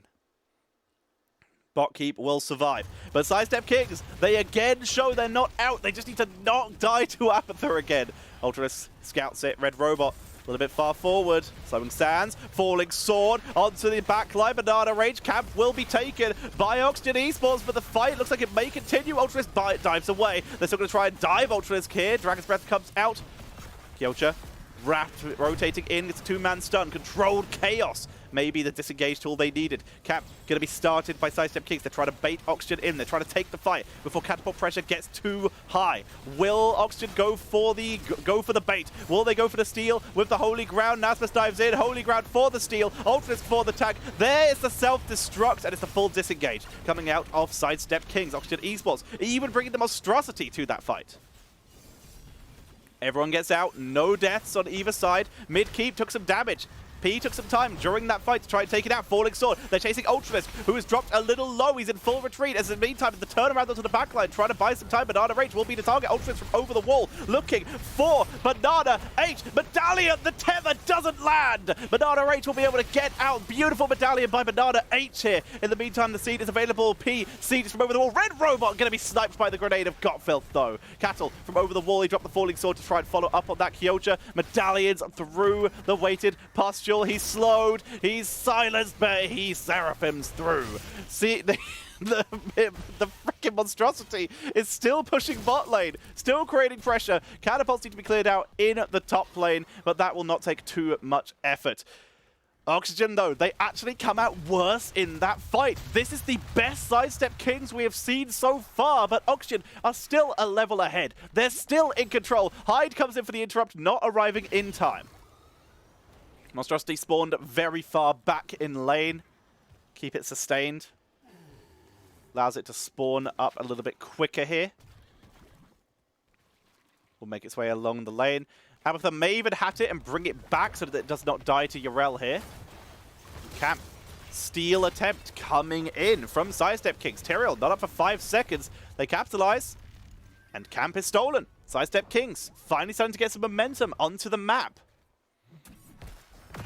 The monstrosity has been forgotten and will die. Rip stacks. Tetcher clearing the lane as fast as they can. Oxygen, they will grab their own bruiser camp at least, with Tyrael back alive. We see no engage from Sidestep Kings. Tyrael, though, he was never with Oxygen because he was, in fact, scouting bot lane, seeing if that camp was being stolen too. It wasn't. He was looking for maybe a Holy Ground steal, but it was not required. Hyde, we'll see his camp's not being taken. Spots Red Robot, though. Trades a couple shots back and forth. Full attack coming in from Sidestep Kings. There's a Bruiser camp pushing top lane with what will soon be 2 catapults. They have a siege camp defending. Kyoto will have to deal with this eventually. How long do they have? Ultravis soaking them some experience. Cattle moving forward. Nazmus creating a distraction. As much delay as possible. Again, with that Abathur hat. Just really try to cause grief. Odin is dropped. They move in. Ultralis from behind. Tether only hits Banana Rage. There's the falling sword. Sack is dropped. They dive back in. Immediate retreat coming out. Self-destruct is burned as a full retreat, but that's a lot of big abilities used by Oxygen. Big red button cuts off the choke point, but Nazmus has moved through. They begin to turn their attention onto Nazmus. Kyocha has set the trap. Can he pull the trigger? He dives onto Red Robot. There's the Tether. Big red button. Red Robot pulls away. Falling sword. Dive onto the Tyrael. Tyrael teleports away as we see Nazmus again being ignored on the backline, causing so much of a distraction. They stun him out, but he dives away. Time trap. Mech is popped. Silence. We've got Filth as they try to chase forward onto Nazmus. Or Banana Rage. Banana Rage is trapped. He is body blocked out, but he's getting the speed boost from Tyrael. Shielded out. He's coming in and dropping the melees. Holy Ground keeps Hyde down low. Nazmus able to get the shots. They pick up the kill, and the retreat has to come. The core is dying. The monstrosity has pushed in 3 catapults here. This is a disaster. The port interruptions are coming in from Oxygen Esports. The plant terrorists are about to push directly onto the core. Gotfilth made it back, but that is 33% of the core gone. Ultralisk will kill this monstrosity, but that is a lot of core pressure that is now coming in. Nazmus trying to stop Cattle, getting back to base. Falling sword has to be burned. P is looking for the chase. Cattle burns the fountain. Red Robot, he's looking for it. The core, they run straight in. The plant terror is barely touched. This will be game number 2 going over to the side of Oxygen Esports. The attrition of Oxygen Esports, so hard to kill. Sidestep Kings, they thought they found that engage point where they tried to chase into that choke point on the right-hand side. A great attempt, but the Holy Grounds consistently splitting the team. They finally found the right trap to escape, and as such, they were able to kill Lucio. Second that fight was outnumbered. There was no way that Sidestep Kings could keep pushing. They had to port for the objective. They couldn't just run their way in and try and send one person back to defend. They had to send as many people back as possible. The monstrosity delay was fantastic, gave them a huge amount of potential to stay alive in those fights. The Holy Ground value. Game number 2 going over to Oxygen Esports. They are able to take the small lead. They are able to tie up the series. But wow, this is brilliant. Great performance so far from the Sidestep Kings and Team Oxygen, though. Oxygen Esports, they were the #1 team, though. They are really going to be looking for more value as this series goes on. They want those extra points. They want to extend their lead at the top of the table and become the only team that is 4-0 in series. But Sidestep Kings, if we have a look at their series so far, we can talk about the fact that in most of their series, they have taken a map, at least. Sidestep Kings, if I remember correctly, and I'll double check this, they are yet to lose in a 3-0. I will double check that now. Week 1 against Simplicity, they won. Week 2, they did lose 3-0. I am mistaken, they lost 3-0 to Granite Gaming. But they did beat Crowd Control in 1 game. They beat Simplicity in 3 games, lost 1. Sidestep Kings. They're looking to bring back the power here. They're looking to try and make their way back in. 1-1 the series stands now. Meaning that if Sidestep Kings are able to win this out, if they say won the next 2 games, they would be sitting at a 7-8, which would put them in the 2-2 position. Which would bring them, of course, keep them ahead of Granite Gaming. 2-2 would put them at minimum below Crowd Control. Of course, someone of Simplicity or 30k is also going to be at 2-2 after today. So it's a question of how many map wins they'll be able to do. I don't think they could possibly overtake Simplicity here. I think it's up to whether they can overtake 30k or not, if 30k were to win today. Should be interesting either way. Mainstream has now moved on to its break, so I just want to let everyone know before we start talking about some statistics, while we wait for the mainstream to come back so that we can actually get our games going, that if you are enjoying the stream, then consider please dropping a subscription or a donation via Bits or the Streamlabs link below, or just dropping a sub so that you can support the channel. Make sure you follow so you can see when I go live with my CCL games. I try to cast basically every CCL game, and every single one makes it onto YouTube in the end, so you can always see the content there if you've missed it, and I run a lot of reruns as well. I also do other shows, such as my Heroes Global Quiz, where I invite very big Heroes personalities on and very fun personalities to play a Heroes-themed quiz. Thank you, Big B808, for the 200 bits. Very, very appreciated. I want you to know Tetcher is a babe. Thank you very much, Jinxie. Feels amazing. And of course, if you are enjoying on YouTube, there is now the join button below the stream, because these VODs, as stick up into YouTube, where you can support for a much cheaper price while still supporting the channel, and that is very appreciated. And you can, because you obviously don't get that interaction, having the cheaper option there makes a lot more sense. Feels good. And Nancy, thank you very much for the 500 bits as well. Very appreciated. Thank you all for the support so much. I can confirm, Tetcher is a babe. Ooh, ah. Oh, no, oh, I don't know babe poses. Leg. There we go. That's a babe pose, right? The evidence is right in front of us. My God. Thank you all very much for the support. It is appreciated. And of course, for what will probably be the last time this month, thank you very much to Simply Nuck Gaming for their support with their People's Choice campaign. They supported me by asking me to tell you to vote on which of their systems received the bigger Black Friday to Cyber Monday discount. You guys voted, and thank you so much for doing so. So it shows that you are interacting and you are appreciating it. You're appreciating the content that I'm making. And you voted, and as such, the system that won the biggest Black Friday discount is the Ghost Canyon. Great little system with an up to i9 processor in it, and the ability to fit an up to 270 graphics card in it. That is really good. And with that $400 off, that basically wipes out. If you wanted to like throw in that extra graphics card, that's basically completely wiped by that $400. Pretty decent, isn't it? So if you're in the market for a new PC, make sure to hit !SNUC in chat and check out that deal while it lasts. Cyber Monday is tomorrow, so make sure that you check them out now. And of course, all the other systems that were in the polls, the Ghost, the Hades Canyon, the Vortex, and the Nemesis, which is a gaming notebook, are also $100 off as well. So you can get a great deal on whatever you're looking for your gaming needs in a compact package. So, thank you very much. Leg will be my go-to line if I ever do a sexy pose now. Oh dear. Nice too, cat lady. Thank you very much for the follow. Appreciate it. Thank you very much. Again, if you follow, you can see exactly when I go live. I try to do all the CCL games. Sometimes I'll miss one or two, but I will always catch up and do them on stream as well. So if you follow, you'll see when I do that leg while flexing arms. Oh dear. Yes, let me show you how strong I am. Leg! Never forget leg day. Just don't do it. Only arms. Leg day is just second arm day. Oh dear. Alright, let's talk about some statistics. Before we started today, before we went into our first game, I delved more into Ultralisk from Sidestep Kings. Let's dive, in this case, a little bit more into 30k, and let's talk about the other European player for them, and that is Banana H. Banana H is a great player. Again, another player who started really after HGC disappeared and really stepped up and became a popular player from there.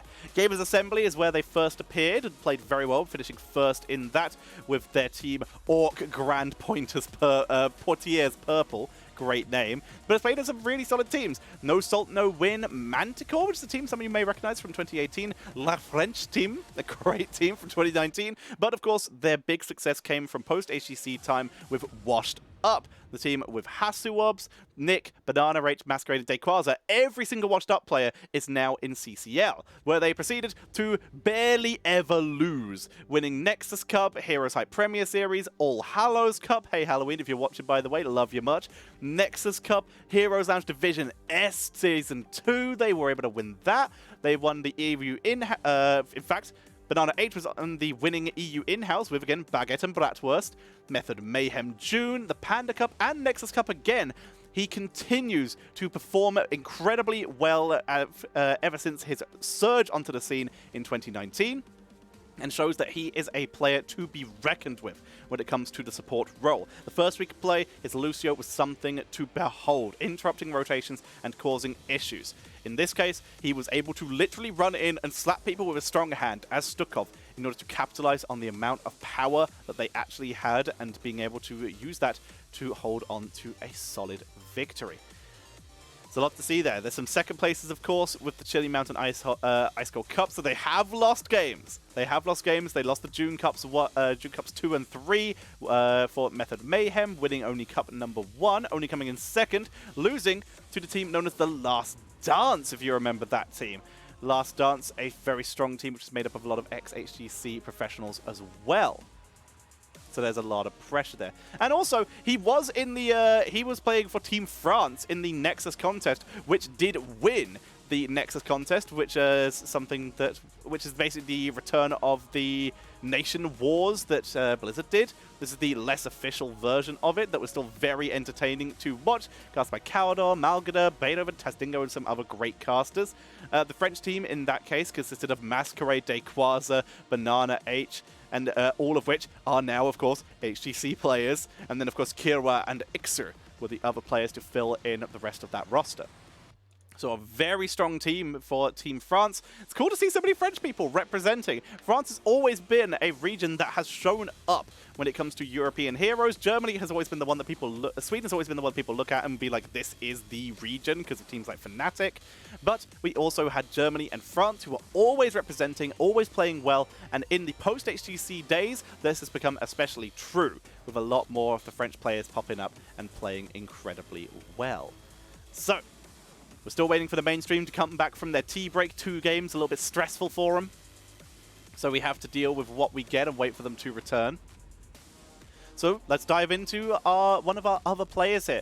Let us talk about the game. Because never mind, there's a lobby up. We don't need to talk about the players. The lobby has started. The game is beginning. We're heading into the draft. It is Towers of Doom. Very cool to see. This will be first pick going over to, ooh, interesting, Oxygen, another map pick for Sidestep Kings here. Brightwing will be the first ban. Brightwing, of course, we already mentioned before, one of the highest priority heroes in the game right now. Only been played once by Sidestep Kings, so interesting to see Oxygen prioritize that. The Cassia, on the other hand, 5 games, 40% win rate, still very acceptable and popular to play. As Chromie will, no surprise here, be banned away. Which is interesting. Oxygen have yet to play Chromie until today, but their Chromie today has been terrifying. Big map again, though. We see Abatha coming in a second time. This will be their 4th Abatha game. They are currently sitting at a 66% win rate on it, recurring. If they win this, they will be up to a 75% win rate. Tychus coming in another time for the side of Sidestep Kings. Let's have a look at Tychus' win rate throughout the entire season. In terms of win rates, Tychus is sitting... Where is he? Excuse me. Okay, I guess I scrolled past him. I've lost the Tychus. I've lost the boy. Alright, here alphabetical. Let's do it that way. Tychus is sitting at a win rate of 27% this season. But he's still very powerful and a very strong hero to see play. Hey, Opal XVI. I'm sure that's Roman numerals. I don't know what they are. Opal... a million. I don't know what Roman numerals are. I'm sorry. But thank you very much for the sub. Very appreciated. Happy your PC problems got solved. They did, and it's very appreciated. I'm very glad. However, it has been breaking for a while, so I really hope it can last longer, because I really can't afford to get a new PC or replace anything. This PC is almost 9 years old now, but it's alive. It is alive. but I am still very concerned. I'm still very worried. Going to be seeing Lucio onto the board. And Orphea. That is terrifying. The Orphea on the board is a very strong hero that we've seen utilized to great effect by the side of Auction Esports. They're currently 100% win rate on it, and Orphea sits as one of the highest win rate heroes across across 3 games, has 3 wins. Will Auction Esports be able to keep that going?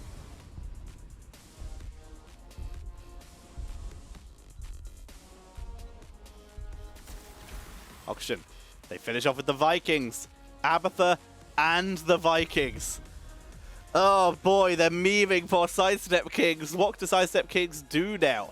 They have 2 frontliners. Do they just go to 3rd frontliner and go for something like a Gul'dan, go for something like a Dahaka? Do they pick up a Falstad? Do they even just go for Illidan and just try and hunt kills? Do they go Tracer and just try and reset kills? They go for Hammer. We can't lose to you, Macro, if we just push you forever and never die. That is the strategy of Sidestep Kings. They have chosen their choice. They're just going to try and own bell towers forever. They're trying to win the early game. That is how you counter Vikings. You win as early as possible because Vikings will kick your ass. No doubt about it, Vikings will kick your ass if you do not deal with them. Excuse me. So having those quick push tools like that Tychus is a big deal. But Abatha Vikings is going to be very, very hard to deal with. And of course, if they get to the late game, that percentage damage Vikings play from Auction Esports is going to be a big problem for the side of Sidestep Kings. So they've got to win as hard as they can early. If they don't win hard early game, I'm concerned, and I'm not sure we will be able to see a victory when it comes to the side of Sidestep Kings. But the score is 1-1, so no matter what, there will still be at least one more game after this one. And of course, there will be another series after this one as well. You are currently watching Sidestep Kings, presented by Simply Nut Gaming and casted by Tetcher for the CCL, presented by Roll20. Sidestep Kings versus Auction Esports, and later we will have 30k versus Simplicity. Let's jump into the game. On the left, it is Sidestep Kings, relying on the Sergeant Hammer to try and own them that early game victory. Will Sidestep Kings be able to get a little bit of an extra lead here and bring themselves back into it? Or will the team on the right, with the double X-Specialist composition, with the Vikings and Abatha, be able to claim victory? Will Auction Esports be able to claim a victory using the macro style? Eric Baylog up to top lane, Olaf to mid lane. They have the Abatha Spike Burst, no surprise there. It's an advanced artillery, extra splash range, faster push coming in for Sidestep Kings. They could have gone for Maelstrom rounds here for extra burst. Cattle, get a little bit focused. It's a variant before level 4, not the easiest to do anything with. Red Robot was looking for the gank onto Ultralisk. The mines, Spider Mines being set here. There's the siege. Throw onto Cattle, who will tank through here. Cattle is now defending Ultralisk. This is all about defending Ultralisk. D.Va is going to try and double soak. Red Robot, grenade. Not enough. No melting point yet. Ultralisk pulls back. They're just going to keep pushing in. They're going to try and let D.Va double soak by the looks of this. D.Va may end up going for the extra dash cooldown reduction when it comes to level 7 to try and increase the rotation speed and double soak that way. Right now, they are struggling to get the experience mid lane. It is a full metal, because you see that double hero worth of damage is zoning out Kyocha quite a bit. Kyocha's forced to back up.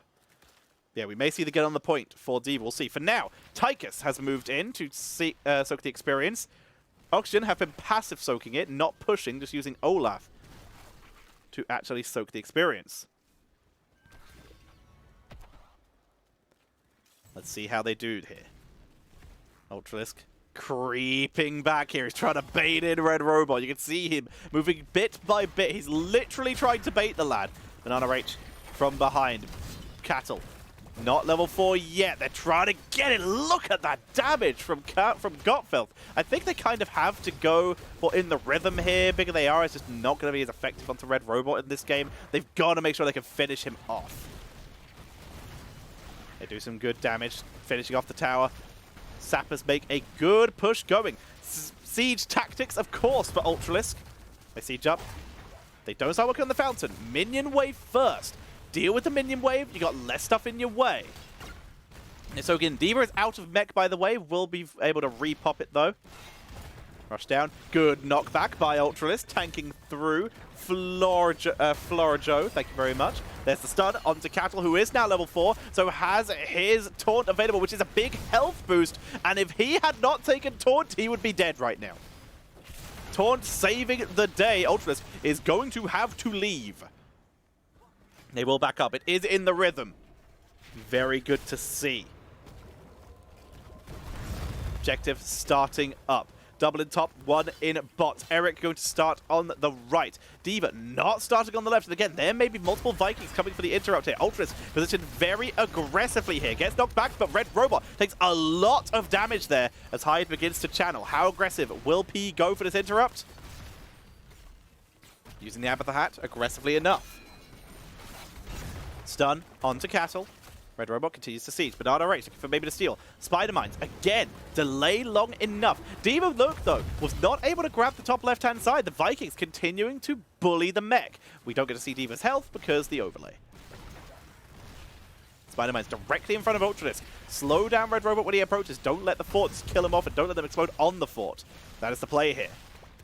Vikings spin to win, burst damage. They're sending multiple Vikings against D.Va repeatedly. Get the value. Hover Siege online, and there is get on the point. We called it. Double rotation. So now the game has changed for Oxygen. It's no longer about just winning the objective. It's no longer about just trying to bully out the D.Va. Now they have to hit her as she rotates. If you can keep doing damage to her, that get on the point will not charge. It gives you a cooldown reduction on your boost if, by mech, if they don't take damage, if D.Va doesn't take damage for 5 seconds. So as long as Eric keeps hitting D.Va, they get value. Bottom bell tower, though, goes over to Sidestep Kings, who now look for the Merc steal.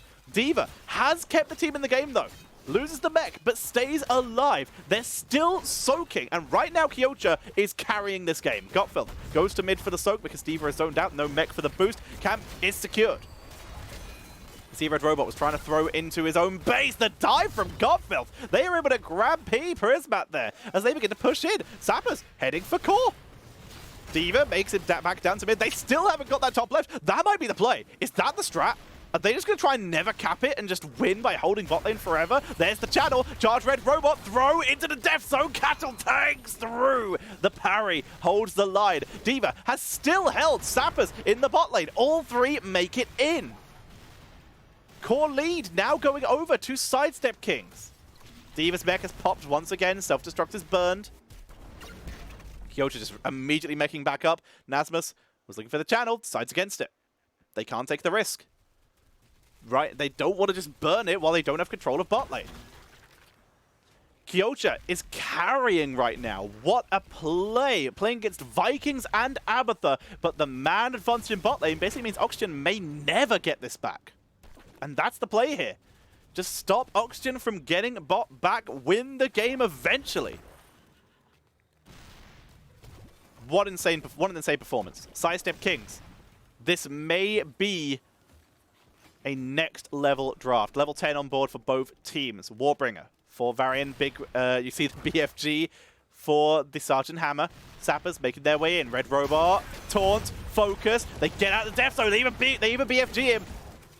What a siege tactics. Red Robot looking for a massive shove. Sends him away. Bernardo Race trying to push in here. Sapper 1, Sapper 2, Sapper 3.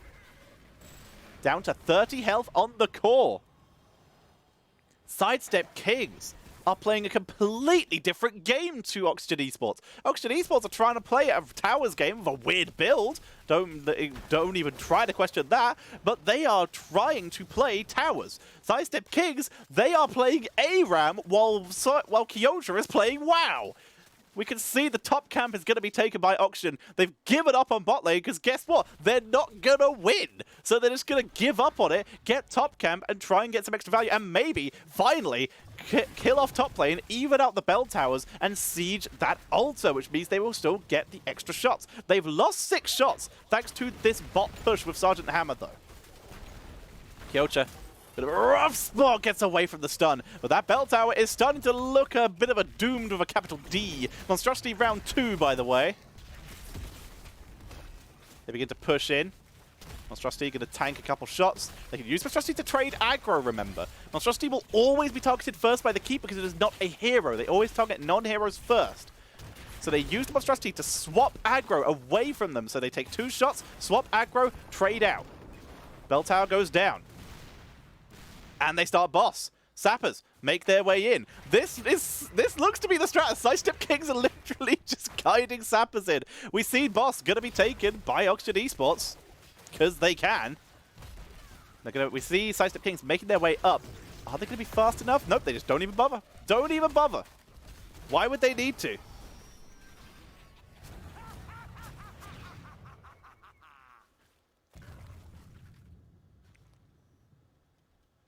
We see Eric. He's going for this cat. He's going for the camp again. Can Kyocha interrupt? Kyocha can.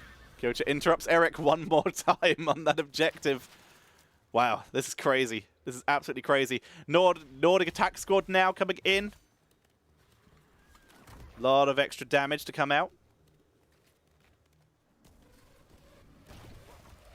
Mortal wounds. Extra knockback range from Ultralisk. Keeps Red Robot at range. Sappers on the way. D.Va tried to channel, tried to sneak the channel away from the Vikings. No one is getting this. They're literally just never going to get this objective. Finally, it looks like D.Va will be zoned away, and we will see the channel coming in. Cattle forced in. Great medallion from Gotfilth. Massive shove, and P is pushed back. Cattle tried to look for the turnaround. Red Robot dropped low. Sappers made it in. Down to 24 health on the core. 24 to 28. But finally, the shots were taken by the Vikings, forcing Kyocha back. That Nordic attack squad is a little bit too much damage to deal with. Monstrosity on the board. Cattle, a little bit low. That percentage damage, you can see this is why he didn't go for shield wall. Needs those extra blocks. Self-destruct is burned. Gonna be dropped.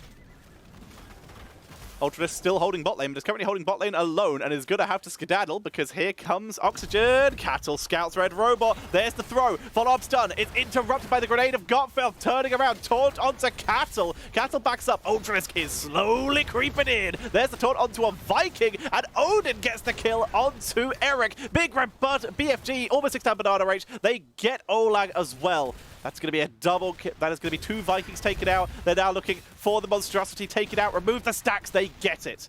Camp has respawned. They just are going to keep doing the same thing. But this does mean top still not going back over to Sidestep Kings. They're creeping it in their favor, bit by bit, as D.Va clears the lane. But in the meantime, when that happens, Vikings, bit by bit, clearing bot, just tanking through. They've already taken down the tower. Double ult to face. Bell tower in favor of Oxygen Esports here. They've got Sappers on the way. They've got a lot of disengage tool here. Sappers on the point. 1, 2, 3. They turn around, taunt, throw onto Cattle, who taunts through. There's the counter taunt, though, onto Cattle as he's focused down. There's the Warbringer to get him out of danger. But P diving deep. One more parry. Keeps Cattle alive. What a play. Cattle just parrying the shot. Vikings are coming down, though. They're bringing the pain. D.Va is supposed to come in. We might actually see our second team fight of the game. Kyocha looks for Nasmus. Nasmus plays around it. Ultralisk channels bot lane. Will be able to get that. Missiles interrupt. They hit terrain, remember. Gotfilth dropping low. They don't have their main tank here. Gotfilth goes down. Not having Varian here is a disaster, but they kill off Abatha. It's going to be an altar for an altar. And a kill for a kill. Abatha for Gotfilth. Kyocha needs to be careful. Spider-Mines do some good damage. Throw. Needs to roll out. Good. Massive shove. Taunt was just about to come up, but was avoided here. Nasmus drops low, and they're actually going for the interrupt. They charge Nasmus, who's just so tanky on Olaf.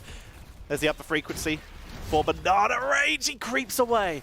P moves in. Kyocha, who's out of mech form. Play again is dropped. All 3 Vikings into the fray. Keeps P out of danger. Surprise Nasmus from the side. Banana Rage still low. Speed boosting the Vikings. Banner of Dalaran from over the wall, keeping them at range. Vikings literally coming in one by one. Gotfilth is back alive here. But the channel still goes to Sidestep Kings. They still hold the point. Mid lane is going to be pushed. They're going to try and take out Kyocha. Self-destruct is burned, rolling for freedom. There's the root with the incredible play. away! D.Va goes down, Red Robot's taken out. What a virulent reaction from Hyde to almost save the day, but they traded 1 for 1 in a bit as Balog is killed too, as we have a pause. What a performance there by these two teams, but right now Sidestep Kings are actually just wrecking this game in the weirdest way possible. When you see the Abatha and the Vikings combined, you're like, this is weird. But then, when you match that against the Hammer, never leave bot comp, we're back in the game. We're heading in. Sapper's on the way. They've even brought a Viking to bot lane to help with the defense while Red Robot isn't here. They've got Large in charge for Olaf. They've got that little bit of extra block on level 1. They've got some defense here. Second camp is now available, but just guide them in one at a time. Step-by-step play for Sidestep Kings here. They're very patient. All right, how much are they willing to step up with Nasmus here? Sapper's moving in. P for the interrupt. Taunt. Focus. Dead. What a blow-up by Sidestep Kings. Red Robot, he looks for it. Siege tactics. He boosts. Hyde. Taunted in the death zone. If they can kill the healer, that's a big kill. They look for the counter. Banana H with the BFG. Objective will be spawning soon, but Sappers are still available. And that being a 1-for-1 trade means Sidestep Kings can just do it again. D.Va makes her way back to top for the soak. Alter, double alter. Oh, this is a wraparound. This is a wraparound. Cattle sees it. They get the camp. They turn. They just go for the kill. Whoa, whoa, whoa, whoa, whoa, whoa, whoa, whoa, whoa, whoa. Okay. We have a pause. My transition's going to mess stuff up here. Oh, okay. Madara paused the game. They're back in. Oh, God. They don't get any warning. Red Robot died. They just blew him up. Really, really quick blow up there. Double Alter about to spawn. Camp was taken. Ultra's going to push that in alone. Double Alters could be worth 8 points here. As we see the entire rest of the team, they leave Ultra's bot to guide in those Sappers, and they go for their own side. Got Filth and Cattle for the zone. This will be a grand total of 7. Ultra. Yep, they get the shots. Down goes Olaf. That's going to be 7 points going over to Sidestep Kings. Core is down to 4. Sidestep Kings are playing this map beautifully. Emergency shielding for D.Va. Big talent in this game. Core boss is lethal. Viking focus. 1. Look for the second. Crushing Jaws hits nothing. Massive shove. If they can take out P, they can win the game. Sound barrier for the kill. Down he goes as Hyde is taken out on the backline, but it's a prize Viking gank. Boss is aggroed. Nasmus is taken out by the micro missiles. Kyocha backs away, and Boss will be leashed. Kyocha's mech survives. The Odin was burned. This is a pre-20 fight. The boss will not be used, but the camps are available. Double camps will also win the game. It's 1 camp and 1 extra camp minion will end the game here. They begin to pick this up. Right camp will be available in approximately a minute. Here comes Red Robot. Rotation going to be interrupted. Spider Mines for the slow. Kyocha back in lane, soaking it out. Kyocha is putting on a clinic right now of how to soak against the Vikings. Soma Transference and Envenomed Spines. The slows for the Abatha. All about keeping people alive right now. Full symbiote build. Single altar in bot lane. This might be checkmate. This might be checkmate here. Sidestep Kings, they have full control of bot lane. They have enough altars to win. All they have to do is not die. Sappers, 1, 2, 3, all make their way in. 1 health on the core of Oxygen Esports. You can see Oxygen, they go for 1 last ditch effort. Micro missiles, BFG, Red Robot dropped so low, charging from behind. They're trying to get to Ultralisk, but he is too well protected. The position is entrenched as they force their way forward. Banana Rage, Taunt does not land. Vikings from the back. That percentage damage might be what they needed to begin to focus on to Kyocha, who still has self-destruct. Zoning onto the point. Ultralisk is holding the line. There comes the Crushing Jaws. Great sidestep as Balog goes down. Kyocha, the mech is dropping low. They get Nasmus, they get Eric. Only Olaf. There's the play again. 1 last chance. Self-destruct on the point. There's the throw, but Red Robot is gonna barely barely survive thanks to the healing of Lucio, but Eric down for a second time. That will remove the percentage damage of the Vikings. The Odin forces its way forward. The health bars of Oxygen are non-existent. They will be zoned away. They will be chased down. The objective is not even being channeled because Sidestep Kings are looking for kills. Finally, we'll see Hyde make his way on. That's gonna be game! Sidestep Kings with a clinic of how to deal with cheeky macro. And Sidestep Kings take game number 3. The score is 2-1 in this best-of-5 series. And Sidestep Kings, they are looking to take out the number 1 seed. I told you Sidestep Kings will scale, but Oxygen are playing this really, really well. It's drafting where we're starting to see Sidestep Kings begin to show their crown. We make our way in to the stats. 12 kills to 4. Hammer, 89,000 hero damage, but it did not matter. It's a siege damage, 113,000. 119,000 on Kyocha, soaking everything. Kyocha kept so much of that game on his back. 100% giving MVP award. There was one to Kyocha there for managing to deal with the Vikings and Abathur at a consistent rate with ganks across the board. However, Cattle, those dives with Varian, the perfect engagements. What a performance. Everything was beautiful. Everything was brilliant. That was incredible. Monstrosity should attack the core. Oh dear. Well, it's now match point for Sidestep Kings. Let's have a look at what their win would mean for them on the table. Sidestep Kings, as they sit right now, are 1-2 with a 4-7 win rate. They are currently 2-1. If they win this, they will be 3-1. This would make them to a 7-7 and 8 on the maps ratio, and a 2-2 on the play ratio. No matter what, one of 30k or Simplicity will be going 1-3, meaning that no matter what, Sidestep Kings will be moving into 5th place today. No matter what happens, Sidestep Kings, if they win this series, they will be in 5th place. That is just a certainty at this point. But if they can win, of course, 7-8. If 30k win, they will be at lowest 8-8. So they will still be ahead of Sidestep Kings. If Simplicity win, they will be at lowest 10-7. Meaning that no matter what, Sidestep Kings cannot go above 5th place. But if they win, they will move up. No matter what happens, Sidestep Kings will move up. Oxygen, they just need some points right now. Right now, their series score counts as 3-0. They want to make that 4-0. They're the only team to not lose a series through all of CCL. If Oxygen can win this, if they can win from here, then their score will be 12-4, which is still fine. That would still give them the highest win-loss ratio of all the teams, with a +8. That would still keep them ahead. But the pressure is now on for them. They are now 1 game away from dropping to the number 6 team. Sidestep Kings have shown up today. Let's see what they can do. We wait for map number 4. Of course, best of 5 series. Really impressive play. That hammer, the perfect final pick. All right, we can't out-macro you. You've played Vikings Abathur. We'll never out-macro you. So what if we just take control of the point on the map where we can get 6 shots onto your core reliably every 3 to 4 minutes?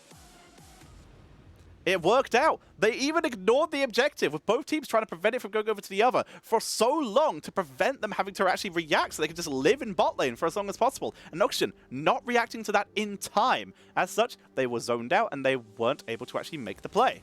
Whew. Okay. If Oxygen loses, there's a 3-way tie for first. Ooh, hang on. Let's have a look here. So yeah, if Oxygen loses, their score will be... If they lose this next game, for example, Oxygen's score will be 10-5. They'll be tied with Wildheart. You're right, with a map difference of +5. There'll be a 3-way tie for first. Wow, that's crazy. That's mental. That's really cool to see. Great call. Great call, Biggins. Wow. That's awesome. Alrighty, ladies and gentlemen, we have our map. Let's get it going. We're heading in to Battlefield of Eternity as map number 4 of this best of 5 series. We see the Reyna starting us off.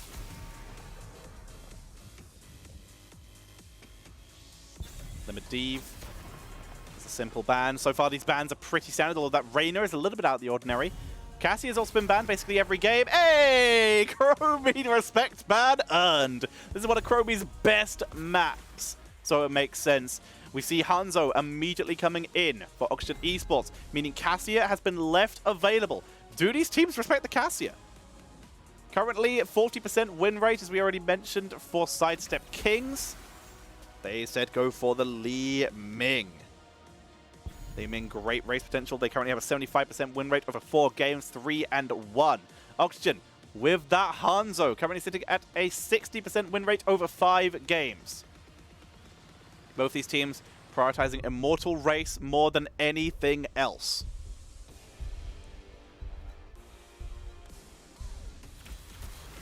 There's the ETC, that's great Immortal Race as well, and they steal the D.Va. Nasmus with the D.Va this time. Not giving it over to Kyocha. Kyocha already very comfortable using the Urel. Game number 1, Nasmus got the D.Va. Game number 3, Kyocha gets the D.Va. As we prepare to head in. Reminder everyone, if you're enjoying this game and this series, I don't get paid by CCL to cast this. I do it just because I really, really love it. So if you have anything to support, subs, donations, bits, anything is appreciated. If you're watching on YouTube, hit that join button below the stream. Make sure you sub or follow so you can see exactly when I go live and what games I am covering. Stukov gets removed. Double healers banned away. Ana is available. That would be something that Sidestep Kings have played. They're currently 0-1 with Ana. Into an ETC, it gives you counter engage. They don't, they stick with Lucio. Alrighty, quicker rotations. The ability to try and avoid that ETC. It's another Mosh interrupt with the boop. And a Nubarak for Cattle. He hasn't had a huge amount of success on a Nubarak, but enough to pick it up. It's a smart choice. Anub is still very strong. Great dive potential to get some really good push power going. If I remember correctly, I believe Sidestep King's win last week was with a Nubarak. It was the Anub Kerrigan composition. Cassia finally going to be picked up very late in the draft by P here and Rhaegar, potentially a Mosh, potentially a Bloodlust composition, if they wanted to. Sidestep Kings, final assassin. Greymaine's available. Tychus could be picked up again, and they go for Tychus. Not the best, not as good of an Immortal Race as Arena, but a much more consistent Mosh interrupt. And of course, the siege onto the objective. It just keeps working. Sidestep Kings keep picking it, and it keeps working. So very smart for them. Alrighty. We're preparing to head into game number 4. What could be the last game of this series. Remember, we have one more series after this with 30k versus Simplicity. 30k versus Simplicity should be very entertaining. But for now, if Sidestep Kings can win this, it will be the upset of the season. And Sidestep Kings will have cemented themselves in that top echelon of teams, as it looks like they have finally scaled. Took them only 4 weeks. But 4 weeks, if that's what it takes, that's what it takes. The playoffs that are important here. Excuse me. Sorry about that. Throat a little rough. I'm getting a bit excited. As we have our game, ladies and gentlemen. Let's head in. On the left-hand side, in the blue trunks, Sidestep Kings, Cattle on a noob. We have Hyde on that Lucio. Space Crab, Kyocha on Urel. We're going to have Gotfilth playing that Tychus, and that means Ultralisk will be on the Li Ming, unless I am mistaken, because they won't show us on the camera. On the right-hand side, it is going to be Oxygen Esports. Nasmus on the Diva, Madara on the Tychus, Banana H on the Rhaegar, Red Robot on the ETC, and that is P on the Cassia. Middle positioning, making the most of that Sonic Arrow. Hyde says hello to Red Robot, gives him a boop on the way out. Nerubian Armor, Quarterback, Scatter Arrow, Simple Geometry, Prog Rock. Not the hardest answer to stack, so not so bad here. Hovering around the point. Ooh, that is interesting. Li Ming. Normally what we see on this map ends up being a... Oh, big stun onto Cattle. Sorry, from Cattle onto Red Robot. Hyde not in the right position, being forced to use the kickoff to get away here. That's first blood. Reset for Li Ming even as they chase down, looking for more. But that was a great setup, great follow-up. Able to isolate that kill at the start of the game. But yeah, Li Ming, what we would normally see on this map would be people taking Aether Walker, giving themselves a little bit of extra sustain and not having to worry about mana as much. Because Power Hungry is a little bit harder to get to use on this map because you don't find as many globes. But we are going to see Ultralisk pretty confident that he's going to be able to keep enough globes going to stay sustained. Cattle tries to look for a stun. They back up. Looks like they may have to give up this camp. Positioning taken by Oxygen Esports. Hyde comes in for another interrupt, just being annoying, but the camp is taken by Oxygen. You see both offlaners were on their way down to make that the 5v5.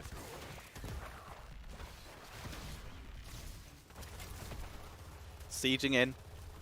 Keeping the pressure going. Try to clear out that camp with Ultralisk. Arcane Orbs from a distance. Charge onto Cattle. Good knock-up.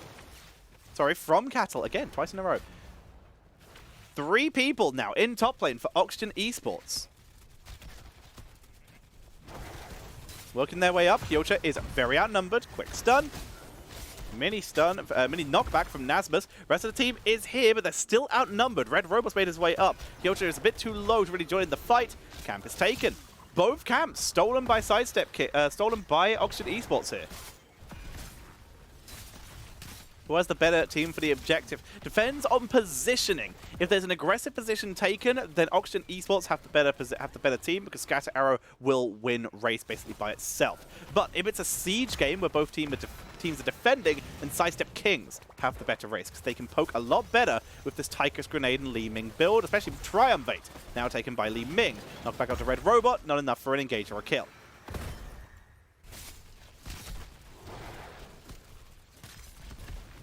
Camp again, Hyde. Hyde's just playing the map, doing what he can, keeping people harassed and interrupted.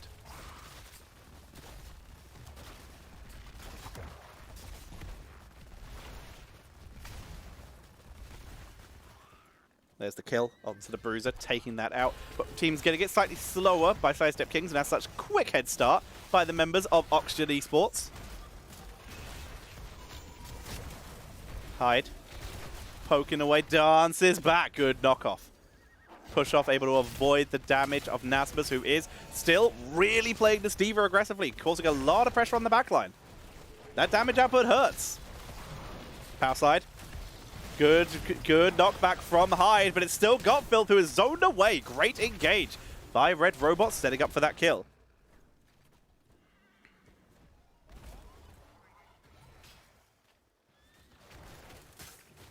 Halftime show already achieved. Oxygen Esports continue to extend their lead. Aggression from Sidestep Kings, trying to make the most of this, trying to get themselves a kill at least to even it up, even though they're fighting down a member. They're still looking for something here. I don't know if something just happened with my microphone. I thought I heard something. I'm sorry if you guys heard something weird.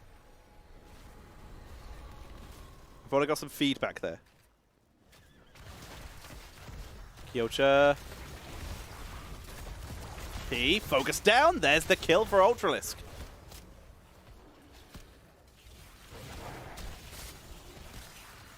Immortal, very healthy shield, almost full 100%. Oxygen Esports, all good. Thank you very much. Thank you, Bubble. Dream of Bubble. Great name. Cattle diving forward again. Might be in trouble. Power slide does not hit Cattle, but the damage sure does. Cattle gets away. Very nearly in trouble. Echo Pedal for Red Robot here. A little bit of extra wave clear. And of course, Mosh Pit damage. It's the only one of your level 7 abilities that actually does damage when you're in Mosh Pit.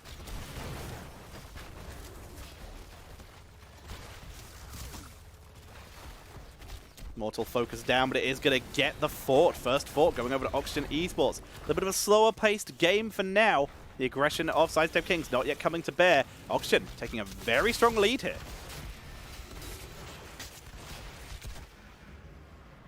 We see a chitinous plating build with a shed exoskeleton, the Rubian armor.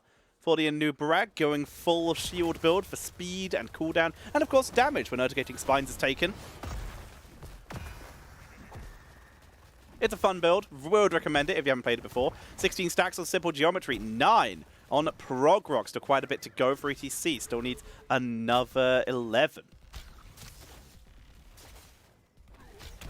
But they are getting it. They're holding for now. Calamity on the board. Level 10. Just under a level away for Oxygen Esports. Sidestep Kings. A level and a 5th. How well they're going to be able to hold. Quite a bit to go. Kyocha left alone to clear camps. Not the thing she is best. Not the thing Urel is best at. Urel is very, very good at a lot of things. Clearing camps is not one of them. Cattle going to be focused. Completely isolated once again. Forced to burrow charge. All their engaged tools used for escape.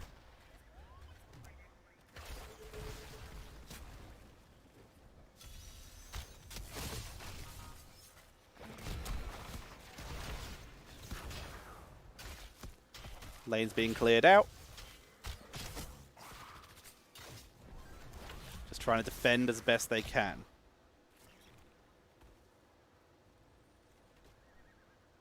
Just all very chill, very slow game for the moment. Everyone's just defending.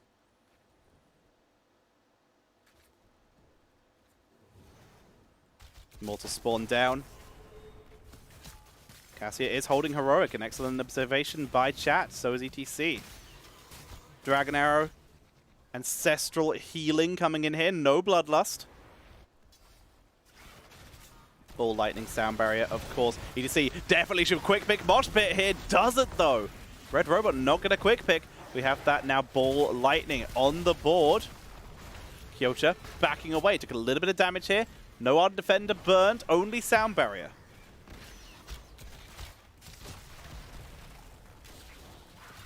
There's the Burrow Charge. Focus again, kill Cattle, it's a noob, he's squishy, quickly cocoons Cassia to buy time. Dive, coming in without a defender from Kyocha, but they can't find the angle on anyone. They just burned a heroic for nothing. Odin, Siege is in, but doesn't get too much value done. This is not looking good for Sidestep Kings right now. A lot of their abilities were just burned without any value being gained. Ultrisk keeps sieging the Immortal though, while he can. He's got a good angle here, but he's about to get cut off from his team and will need to retreat. He sees it, it's a big chunk of damage, teleports out, Ultra survives, but in the meantime, the Immortal, with a member down as Hyder to come help, will be raced and they lose a lot of percentage. There's Stage Dive, finally picked up. There's the Medallion, Kyocha backing away, takes a lot of damage here. P dropped low, Ancestral Healing, fixes that right up. Orbs dropping Nasmus low, but fight is over. Objective will be won thanks to Hanzo here. No matter what, they should be able to siege in. Dragon Arrow sniping Li Ming. Insane engage coming in there from Hanzo. Great play. Let's see that again as the Immortal is going to be won by Oxygen Esports. You can see the trade. Watch Ultra's position here. Red Robot finds the angle to get onto the back line. They could see Hyde. They look Kyocha. Low, but backs away. But you can see P, he can see Hyde during this fight. Red Robot creeps forward. Ultrisk steps forward. Immediate power slide to set it up. Dragon Arrow and a fantastic burst coming in from Oxygen Esports. Immortal pushes in, gets some good damage onto the fort.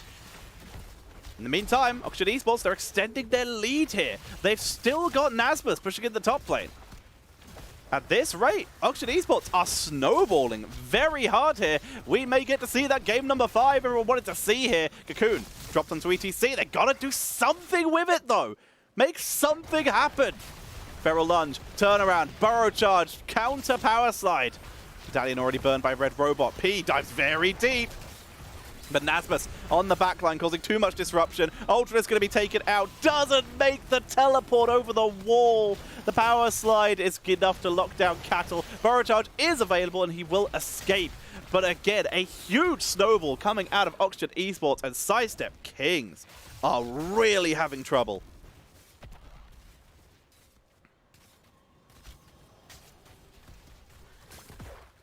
Going to be a tough game to keep that comeback going because we are seeing Sidestep Kings on the back foot. Oxygen Esports, they still have a long way to go.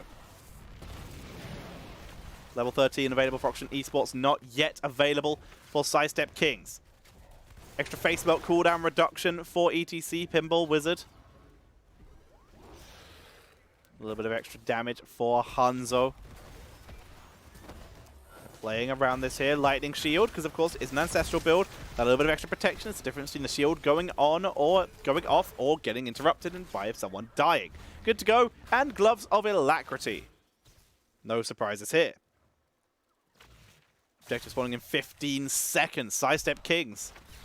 They've not found level 13 yet. They're going to get it in time for the objective, but the fact that they are struggling so much, that they're clawing in order to do so, is not showing good signs. There's Eradicating Spines. There's Illusionist. That's going to help. The newly dubbed Kaldor Peacekeeper. Neosteel plating for the Tychus as well. Help keep him alive. Red Robot takes a hit. Kyocha with the interrupts. They're trying to make the most of this Li Ming. 5v5 up here. Right, again, the siege is what they want. This is what Sidestep Kings want to do, but Oxygen just don't want to have it. They're not letting them siege. They're just playing very aggressively. Because they have the ETC. They have the tool to do this. They pile on the pressure. Counter-engage. Again, Cattle dropped so low before the fight even starts. Now Gottfeld is completely isolated. Stage dive hits no one, but the stun onto Gottfeld here. He's able to escape thanks to Hyde here. But again, another fight won by Oxygen Esports. No kills this time, though. And a lot of heroics burned. No heroics used by Sidestep Kings. Stage dive, not available for a while. They don't have Dragon Arrow up for a while. Halftime show is achieved, won by Oxygen Esports, but this is Sidestep Kings' chance to go. Pre-16 with a heroic advantage. This is their chance. This is the time they have. They got 23 seconds before Ball Lightning. Here's the Odin. Their opportunity is now. The trigger has been pulled. They make their way forward. Orb onto the objective. Kyoto was stunned out, but holds the line. Good dodge by Ultras. Power slide. They stun out Yavrel, who's going to quickly drop the Iron Defender. Gets no healing off it, though. Timed perfectly by P to get the extra damage onto that. They get some good immortal damage, but they have found no kills, burning the big Odin here, the big heroic the Odin here, and Gottfeld may even die for it. The team completely split once again, and Oxygen capitalizing on it to punish the members of Sidestep Kings, who are forced to back away. Objective being raced down. Oxygen looking for the finish here. Cattle too low to step up. And another objective is won by Oxygen. The one opportunity that Sidestep Kings had to step up. They can still take fights, but they're going to be fighting from a down position now. They've got a long way to go to bring themselves back into this now.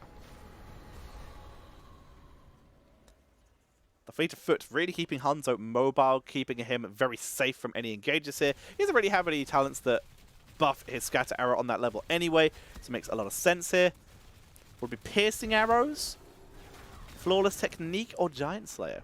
Good question. I think piercing arrows is going to be Giant Slayer. Percentage damage for Hanzo. Kill that noob. It's working so far. They make their way up. The Earthvine Totem for Banana H now. Extra slow. Showstopper for Red Robot. Big armor boost allows him to engage a little bit more effectively. Martial Law for Cassia. Prog Rock is complete. Mortal being slowly worked down. But that keep dropping down just as fast. Keep will fall here. Gottfeld using the Odin just to make sure they don't get any core damage at this point. Dodge the Immortal Stun. Does do so. Has to be careful. P piles on the pressure. Ultras tries to siege from the side. Does not land the orb. Stun from Cattle. Counter fight though with the stuns. Dragon Arrow power slide. They pick up the kill. Cattle is down. Immortal will be finished off, at the shield on that core is looking quite low. Health bars on the side of Oxygen, not looking too high though. They probably won't go too much further unless they get a kill. But right now, they are actually healing. Rhaegar and the Prog Rock combined is topping up this team. Core down to 73%. Arna Defender is burned. Yavrel tries to attack through. Kyocha doing everything he can to try and keep his team alive, but he goes down. And this is a convincing win here, going over to the side of Oxygen Esports as they rush in, finish off the core. Ultrisk is desperately trying to siege from the side, but he is too low to do anything about this. Game number 4 goes over to Oxygen Esports. Oxygen take the game in very convincing fashion there. We have our game number 5. That is the most one-sided game we have seen all day. Unless you maybe count the Towers game, but that was Oxygen outdrafting and outperforming in a beautiful fashion. Then the noob not working out in that particular game. Here are the stats for you all at the end. Solid performance, 7 kills to 2, a 15-minute game, very easy. Banana Rage able to get some great heals and some great damage output, but Red Robot is the big carry in that game, always positioning correctly, always playing just the right amount of aggression to punish the members of Sidestep Kings and prevent them from getting that siege play they wanted. They were all about sieging, and they got punished for it. Great play by Red Robot, great support by the team to keep him alive, and that was just a Red Robot game, 100%. The carry was good. The carry was real. Very nicely done. Oxygen Esports, bringing it back. I'll allow that, why not? Alrighty. This does mean that the main stream will be going on another 2-minute break, so we will have another 2 or more minute breaks. We're going to have to wait for them to finish that. In the meantime, we are down to our final game. Winner will take home the series. Sidestep Kings, they can move themselves into 5th place. Oxygen, they can just keep that 1st place secure. This is stressful. This is very, very stressful. If you are enjoying my casting, as a reminder, everybody, before we go too far into it, I am currently sponsored by Simply Nut Gaming. You'll see a trailer in between this series and the next, but right now, this is an insane performance coming in from the members of Sidestep Kings and Oxygen. This has been a great series to cast. Simply Nuck are sponsoring my casting of the HeroesCCL and just my streams in general. Big thank you to them and their People's Choice campaign. You guys voted, and the winner of the Black Friday discount, or the biggest Black Friday discount, is the Ghost Canyon. It's a great little machine with a very low form factor. It's very quiet. Can fit an i9 in it and a 270 graphics card. It's a great machine. That's literally, those stats are better than my machine at about 1/4 of the size in all dimensions. It's pretty decent. So if you're in the market for a new system, maybe go check them out and get that $400 discount while it's available. Of course, it's only available from Black Friday to Cyber Monday, and Cyber Monday is tomorrow. So make sure that you go check it out while you still have the chance. Big thank you to SNUC. And if you are watching, then I hope you may consider dropping a subscription or a donation via Bits or Streamlabs to this stream to support my casting efforts. I'm not being paid by HeroesCCL, only by Simply Nuck, and their sponsorship ends basically tomorrow. So anything you can give is appreciated, because I'm going to go back to just earning Twitch money, and that is not a lot. But everything you guys do to support is incredibly appreciated and helps me make my way through. Thank you all for your support. If you're watching on YouTube, make sure to hit that join button below the stream to support the channel there. It's cheaper than on Twitch because YouTube actually takes less money, weirdly enough, but they also give... So far in my time on YouTube, I have earned a total of £60 in 9 years. On Twitch, I earn quite a bit more, but with YouTube, there's a lot of cheaper options available if you want to support me there. It makes a lot of sense. So, let's talk about the teams while we wait for the mainstream to get back from their tea break. In terms of statistics now, unfortunately these will not be up to date with today's games. We talk about the most played heroes. Reyna has actually been a very heavily relied on hero for Sidestep Kings. Yet to show himself today. Was banned out once, but is yet to be shown. Over 7 games, they don't actually have a too high a win rate though. They love the Diva, we've already seen that. They're very happy with Stukov. Cassia, not taken by them. They left that over, it was taken by Oxygen, stolen away. Oxygen, they do play the Cassia. They now have a 100% win rate on it over 2 games. Greymane could have also been a solid option. We talked about that with the race, but did not work out here. They really relied on that Tychus, which again, Ultralisk plays beautifully. Not what they needed today. Not what they needed in this game. But that Tychus is really carrying them here. Almost $7 a year. Yeah, exactly. Almost $7 a year from YouTube. Yes, please. Ad revenue is rubbish. It really, really is. It's absolutely terrible. I have been sitting at like at £50 for the last year and a half from my second takeout, basically. And you cannot withdraw money from AdSense until you have hit £60. So I just have like £50 that's just sitting there that I can never touch until I get enough views on YouTube to make the AdSense money to get it out. Didn't like the new pick from SSK. Let's talk about what they could have done in exchange then, because we had quite a few bans here. The Diablo was banned away. The ETC already being picked up. Garrosh was being hovered by a couple people here, and Garrosh would have been maybe a solid option, but it has less immediate interrupts for Mosh Pit and can very easily get caught in the Mosh Pit as he's the front line. Could have still been an option, though. Could have still worked very well. The other option is Muradin. Muradin could have fit into that draft effectively and maybe got a little bit of interrupts onto Mosh Pit that way, but he's another hero who might struggle when they go for the engage. It doesn't have to counter-engage. Johanna would have been a little bit too risky here, would have been blown up way too easily, wouldn't have had the ability to step up and peel for the team when that ETC makes in. And that's what they were looking for there. The peel was the idea and the dive potential. They could have run it, but in that case, I agree with you that I don't think that a noob was right, but I understand why they picked it. It was very much due to the style of game they were going to play, with a more aggressive, engaged play. They basically sieged and told people were low and then hard engaged. But in this case, the ETC, they never got him low enough. They never got that siege going. They were never able to siege for long enough due to the very well aggressive play of Oxygen. It's very similar to the last game, where we saw Towers of Doom, we saw Oxygen unable to react. They weren't prepared for the play style. Not even the draft style, the play style of Sidestep Kings in this game is the opposite. Whereas Sidestep Kings picked a very strong draft, but the play style of Oxygen shut it down. But they were able to take better positioning and always prevent Sidestep Kings from doing what their plan was. And it was very exciting to see that kind of play and reactionary drafting and reactionary playing to what should have been a very scary draft. That siege was good, was really good from the side of Sidestep Kings. But the aggression from Oxygen made it so a noob never got the engage he wanted. It was nicely done. It was exciting to see. So, map-wise, I didn't see what the map bans were because that doesn't get showed on the cleave feed, but let's talk about map wins and losses. Volskaya, 25% win rate for Oxygen. Towers, their 100% win rate has been ruined. They actually had a 100% win rate on Towers. Tomb, 100% win rate for Oxygen as well. Sky, 0% win rate. So Sky Temple might be the map of choice, perhaps, for Sidestep Kings to bring them to. So, no, sorry, that's the Sidestep Kings win-loss ratios on maps.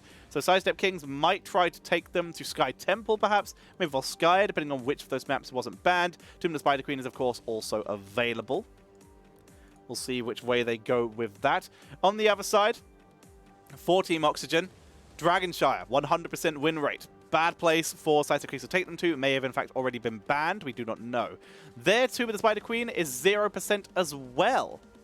So 100% win rate for Sidestep Kings, 0% for Oxygen. So that might have been a map that was banned out. Oxygen's Volskaya ratio is 75%, so a lot better than Sidestep Kings. They might try and avoid that. So I think, map-wise, if Sidestep Kings opt for first pick, we're probably either going to Tomb of the Spider Queen or Volskaya Foundry, depending on what was banned. If Sidestep Kings win, if Sidestep Kings go for map choice, then I think they might try and take us to Sky Temple. Maybe. Sky Temple or Volskaya Foundry, because it's the map they actually have a win on. Sorry, Tomb of the Spider Queen, perhaps. It's going to be interesting. Should be a difficult pick for them. There's very few maps in the pool. It looks like Sidestep Kings went for first pick because the map choice shall be Dragonshire. And it is. Sidestep Kings went for first pick. 100% win rate on Dragonshire over 2 games for Oxygen Esports. It comes down to this. 2-2 in this best of 5 series. Who will emerge victorious? Johanna banned out very early. Top played hero by Oxygen Esports. 9 games. Rexar banned away. Smart choice. Rexar has been played quite a few times. 3 times. Oxygen Esports has yet to lose. Down goes that Medivh. Sidestep Kings, they get the Chromie! The first time they've got Chromie all day. They're finally going to pick it up. They've banned it 5 times, but they finally are going to get Chromie on their side. Is it going to make the difference here? They have played Chromie once and have a 100% win rate with it. That makes the difference. Cattle's back onto the Garrosh. But you can see Oxygen. They know what playstyle they're going to go with here. They have the Kerosene, they have the Diva. There's a Chromie on the board. They choose to play a very Granite Gaming style and go for a backline burst style. They're going to try and just get onto that backline and kill people. It's a very 30k, very Granite Gaming style of play. Very cool to see. Your rail band out. Try to get Kyocha off of some of his comforts here. Kyoto still has several good options here. See where they choose to go. D.Va's of course been taken, but Imperious could potentially be picked up. Lee Yorick still available. Try and get some Drain Hope value. Malthael has been picked actually quite a few times by Kyoto, but has a 0% win rate. Maybe even bring back the Gazlo. Punch that D.Va. D.Va does actually do very well against Gazlo though, so that would be risky. Here we go. Tetcher, I'm so disappointed. Why didn't you tell us that you cast this as well? I tweet about it every day. It's on my Discord. If you didn't see it, I can't help you. I tweet about it every time I cast. I tweet about it every time I cast. I post it on my Discord every time I cast. If you missed it, Hapsing, I'm sorry. I cannot help you. Sidestep Kings now have to react to a Zeratul and a Sylvanas. That's a lot of damage. Like we mentioned before, it's a very backline kill comp. 60% win rate. Sylvanas here. The Zeratul. Fourth game played. Currently, they are 2-1 on it. See how they can capitalize on it. They pick the Imperious. Percentage damage, big burst, lockdown Zeratul. They could have also picked Varian to maybe try and deal with Zeratul, but that would have meant they really heavily lost there. Love it, Hapsing. Sylvanas on the board. And Muradin is the main tank for Oxygen. Very burst-heavy composition for them. I think I like Oxygen's draft more, but Cattle and Kyocha, if they can work together once teamfights start, that might be enough. Imperious really does wreck D.Va if he can get into melee range of her. He really will kick her ass. So it comes down to that. Can Kyocha bully D.Va enough that they can take the victory? And can that Garrosh, can Cattle get the perfect picks? Can he punish that Muradin enough? The idea is obviously Muradin gets thrown, Muradin jumps out. That's what we would expect to see. But it's about that taunt, that Warlord's Challenge. That's where the change might come in. If Warlord's Challenge can be used effectively, they might be able to keep blowing up the tank, and that might give them their full engage. It's going to be interesting. It's going to be exciting. So, let's see what we do. Does Venus have good damage? Yes, if he's not bullied. He's one of the best damage dealers in terms of single target and some great AoE, and he's also great for trading. That's where we get a lot of value. So, we're heading in, ladies and gentlemen. Game number 5. No matter what, we will have a winner after game number 5. On the left, Sidestep Kings. They finally get their Chromie. They've got Kyocha on that Imperious, and they're putting their faith in the Phoenix. Can Sidestep Kings take this home? Or will Oxygen Esports be able to hold their position at the top of the table? They've got a Zeratul, and they've got a Karazim. Banana Rage is ready to punch. Let's see what they can do. Look at the burst talents at level 1. Overwhelming Affliction for Sylv. It's all about that single target. They want to be able to kill anyone they engage, even if it's Garrosh. Cattle is positioning more aggressively. Of course, it's a Garrosh. Looking to try and pick someone up early. There's a Time Walker's Pursuit. They catch everything. You can see they were positioning a little bit aggressively, but also to a point where they could have rotated if there was a turret rush by Oxygen Esports. It was a good reaction by Sidestep Kings. Great positioning. You see the shots coming in. Banana Rage slowed, taking a lot of damage. An Arsenal synergy from Gotfilth. That's quite a bit of burst. Cattle, he's hunted. Stun onto Red Robot. There's the throw, but yeah, now he can just run the other way. There's the Stormbolt, and Red Robot escapes. That's the issue with Garrosh versus Muradin. If Muradin holds his Dwarf Toss until after Garrosh throws, then Muradin usually gets away until level 10. Muradin, by the way, starting off with Dwarf Block, gaining some extra block stacks every time he jumps to protect against Gotfilth.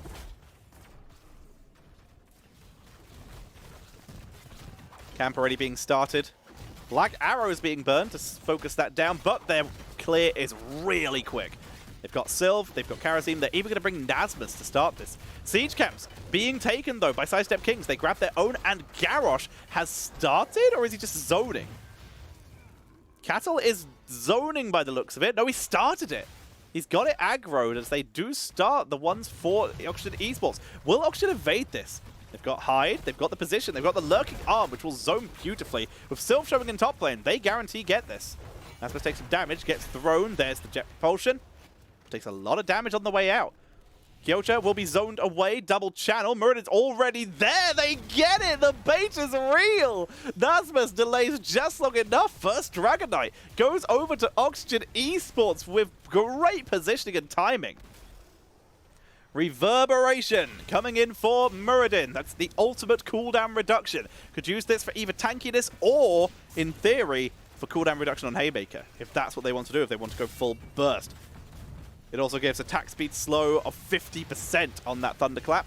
Possession for Sylvanas. Dragon Knight took down one tower and then gets burst. Red Robot forced to back away. Full cleave build for Zeratul, the standard these days, no surprise there. Armor reduction for the Chromie. Lots of damage done to top lane. No percentage damage, by the way, for Imperius as well. He's gone for the Q on level W, on level 1, which is still very effective and good for solo laning, but it does give you a bit of a rougher time versus D.Va because it makes you stay at range of her more when you kind of want to just get into melee. But kiting is still a very welcome thing to do. So D.Va might have an advantage there. The decision is pretty independent of what kind of off-lane player you are. Tetcher even comes down to assist the clearing of mid lane. Red Robot finds a stack, fishing for Hyde. Bot lane looking a little squishy. Top lane getting pushed out pretty well. Time Walker's Pursuit being used, seeing if there was anyone else in that bush that would stop Tetcher. More Stormbolts. Good job by Red Robot, piling on the pressure. Level 7. Hit a third of a level quicker by Oxygen Esports. There's Wormhole. Riskier talent, but a little bit easier to use. P focused down. Stun. Tetcher dies in the top lane. Sniped by the 3-man gank. And with Black Arrows, Oxygen are just giving Sidestep Kings the runaround. Sidestep Kings are struggling here. Here comes the move in, but yeah, that fort is dead.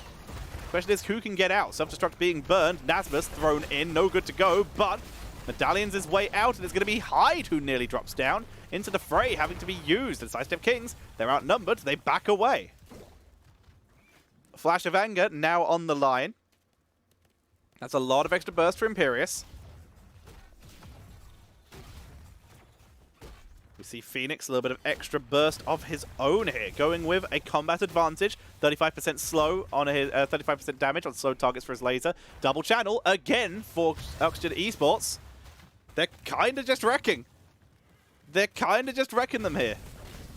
Channel focus, good charge, got Filth over the wall, but P from the side. And Banana H with the body block, they're able to pick up the Phoenix very easily. Bot lane is taken by Sidestep Kings, but Oxygen Esports, they hold the lead very effectively. This is not looking good. Where's the focus? Hyde steps around. They're going to hold bot. 4-man down here. It's a 4v3, sorry. Hyde escaping over the wall. Red Robot just tossed away by Cattle, who's desperately trying to hold, but Hyde is taking so much damage. Cattle is super isolated from his team there. No way out. He's 100% dead. Hyde may die as well. He gets a quick bio kill switch. Phoenix from the other side. D.Va's going to channel. Imperius doesn't get there in time. Tetcher was rotating down to help as well. And second Dragon Knight goes over to Oxygen Esports, who continue to just snowball their lead. There's level 10, full siege burst coming in here with 7-sided strike, mind control, and void prison, all to isolate individual members. The idea here is you just isolate people to prevent them from getting value. Sidestep Kings losing Chromie. The kill coming in from Banana right side with the 7-sided strike over the wall. Dragon Knight sends Hyde away, leaves Got Filth alone, who does dodge the stun. Cattle looks to see if we can find anything. Not worth the engage here. Going to be forced to back away. Trying to catch people on the rotation. Instead, we'll just get punted. Sylph, Black Arrows. Not yet being used. Madara backs away. Healed up by Banana H. Dragon Knight running out of time, running out of health. They're just going to let that go. Purification Salvo is available. Warlord's Challenge also up. We've yet to see a mind control. That single target burst is going to be incredibly effective as we go. Let's see how well they can do. Red Robot holds the position. His team Objective is taken, but not capped yet. Siege camp is available. They wait to pick it up. Stukov yet to pick level 10. There we go, flailing swipe on the board. No surprise for Imperious. Kyocha picking up the angelic armaments. And Sidestep Kings making the most of the fact that Auction Esports seem to want to delay by grabbing bottom bruiser camp. That will actually get them a lot of push down here. Level 13 being waited for by Auction Esports, but they're going to have to react to this because this is actually quite a big push. The bottom delayed camp, though, going to be used for the defense. Timed very well. It's almost like Auction Esports knew. The game sense here is absolutely insane. Nasmus comes in, helps clear, Black Arrow, and the wave is cleared. The D push from Auction Esports, it's going to be very hard to deal with. We've got that rush down, we have that Black Arrow, we have the possession. It's going to be so hard to deal with. Festering Wounds for even more burst. Got Filth. They turn. They're going to try to get Red Robot. There's the Taunt. Focusing. Defense Matrix. There's the Avatar. Getting popped. Salvo for some extra damage. Kyocha thrown in. Nasmus. Mech is popped. Red Robot from over the side. Dwarf Toss is available. Gets the block. Kyocha trying to chase forward. Does not land the armaments, but he still looks for Nasmus. Nasmus tanking through. Cattle desperately trying to get onto him. In the meantime, Red Robot hid below and will escape. Great disengage by Auction Esports. Let's see that again. Great chase coming in as we see the wave clear coming out. The salvo was good. Red Robot pushed away from the enemies, though. Pushed down to the bottom, had Dwarf Toss back up, and the aggro is traded. Kyocha dives for Diva, but Cattle was not in position. The slow from Madara on his level 1, able to let them escape. And it was a great play coming in from the members of Auction Esports to escape, who get their third Dragon Knight of the game. Waves being cleared up already. Dragon Knight's going to be making its way mid. They're going to get split value. Dragon Knight focuses towers. Dragon Breath in every now and again. Phoenix punted away. Bronzebeard Rage. Even more single target burst from Sylve. Cold Embrace coming in here. This is not looking good. Auction Esports playing well. But again, Sidestep Kings. 2 of their wins today have been fighting from behind. They are not out yet. Ultras keeps poking away at that Dragon Knight. Doing as much damage as they can. Takes out the catapult as well for good measure. Lots of good damage coming in. Dragon Knight taken out. Red Robot immediately leaping away. Staying safe here. All the keeps are alive. It's a level and a half lead for Auction. It's going to be very hard for Sidestep Kings to make the comeback, but it's not impossible. Making their way up. Void Prison. This is just going to be a double kill. You can see everyone else being zoned out by Muradin. They're just going to commit away from this. There is actually charge onto Sylve, who burns the medallion to escape here. They're pre-16, so they did not have the cleanse. They tanked that very well. Both frontliners were the ones who avoid prison there. And with the into the fray, they actually get everyone out. Greylord disengage. Sidestep King surviving the engage. Auction Esports now. Just trying to work on that bottom siege camp with no Void Prison up. They're down one of their big tools. Throw onto Red Robot. Makes it out. The defense matrix again good, but the damage output is good this time. Cleansing Touch now available with level 16 on the board. Here comes the Purification Salvo. Cleave onto the backline. Kyocha mind controlled in the self-destruct. Goodbye. Mind controlled into the self-destruct. Absolutely devastating. Sidestep Kings. Kyocha, who was desperately trying to get back to his team. They went for one last engage to try and make the most of the choke point, where Chromie should do really well. And they get punished. Mind control back up in 19 seconds. Cattle looking a little low. They will back away, though. Camp cleaned out.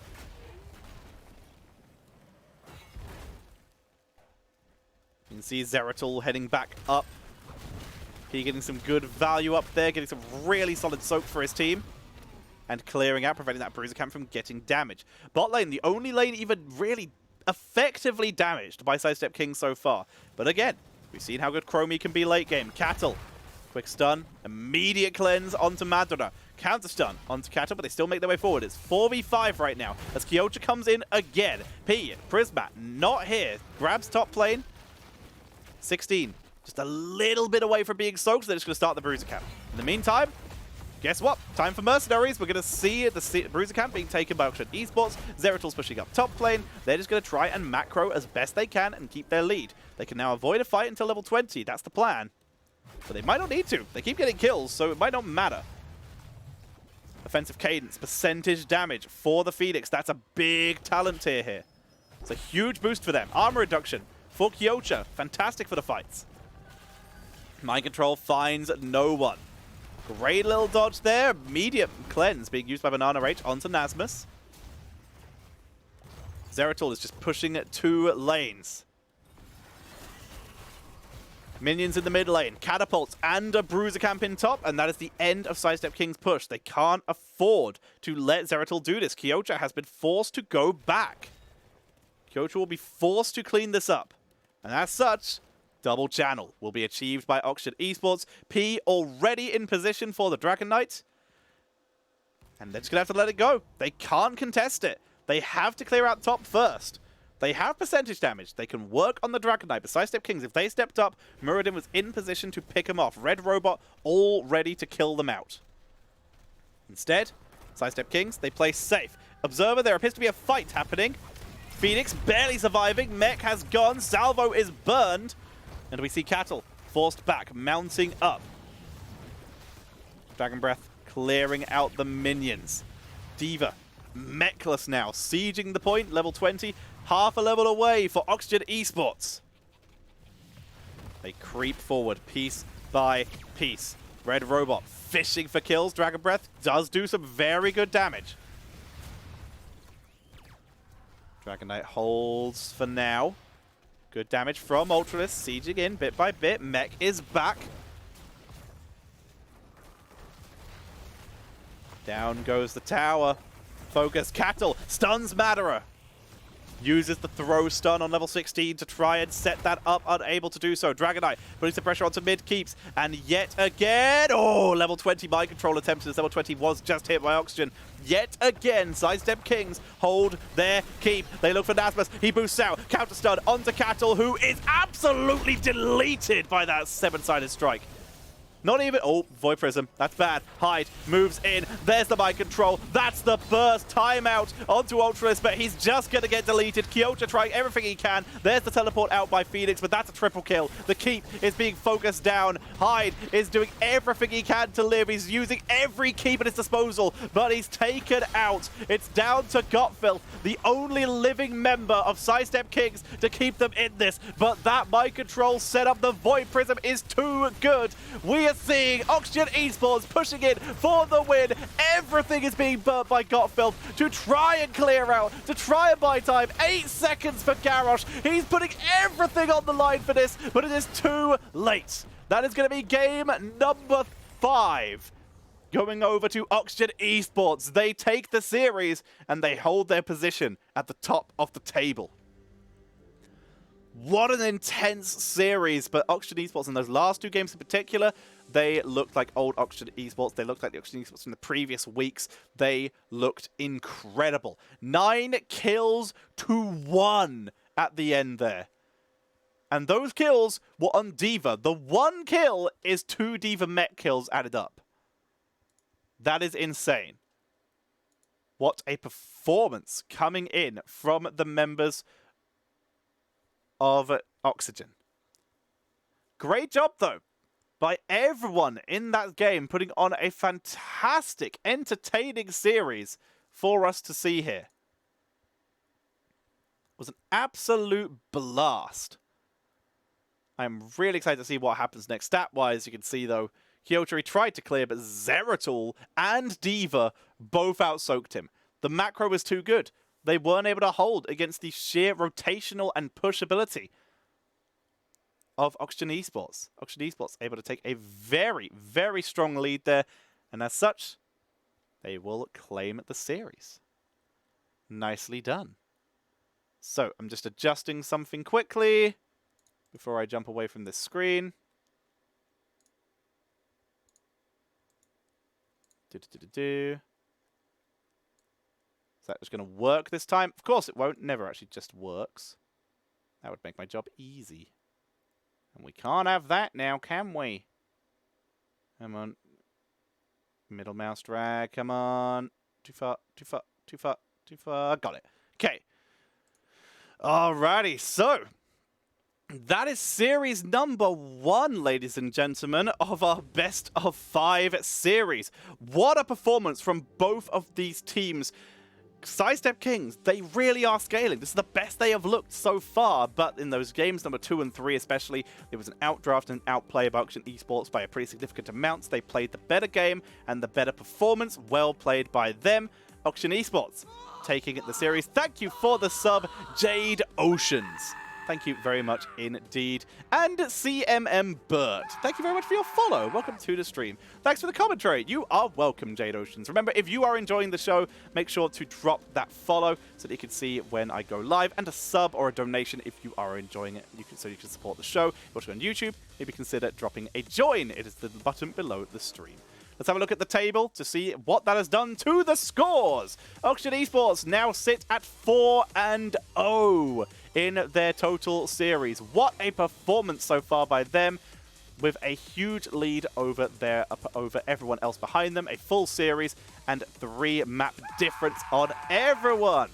Bubble Dream of Bubble, thank you for your follow as well. Sidestep Kings, they move down to 6 and 10 behind Granite Gaming in 7th place. But at that game, does that look like a 7th place team to you? It just shows you that anything can happen here in HeroesCCL. What a performance. What a performance. But on the main stream, there's almost certainly an interview going on, so I'm going to take you over to that so that you can enjoy that as we get set up for the next series. So I will be back when the next series starts, which will be, as you can see, 30k versus Simplicity. Don't go anywhere. It's really hard to make that happen across. I am telling you, when the person who's making calls in the comm says go, and you've got people on the team. Okay, they're not ready yet. Interview is not ready, so we'll wait for the interview to be ready before we'll jump back. Sorry about that. Interview's not ready. When the interview is ready, we will jump in. Let's talk about the post-game for a bit there. So Sidestep Kings played a very solid series, but in game number 3 especially, the burst composition did not have the reaction. Stukov only has 1 burst heal, and it's on a quite long cooldown. They went with cooldown reduction on it, but in this case, it did not work out. First day of CCL, I put all my money on 30k. Wow. Feels bad. There was 2 sets of audio running when I went over. You heard the stream twice, or you could hear me? Oh, yes, because desktop audio was on. Yes, that will be fixed next time. That will be fixed next time. It's because I wasn't ready that time and I didn't realize that they were still going. Next time, once the interview is ready, we will jump over. But yeah, Auction, they played a little bit better in that. They reacted to the draft. That burst composition was not reacted to effectively. By pushing Kyocha off of that Urel, they removed one of the hard disengage tools that Sidestep Kings could have used to try and avoid that.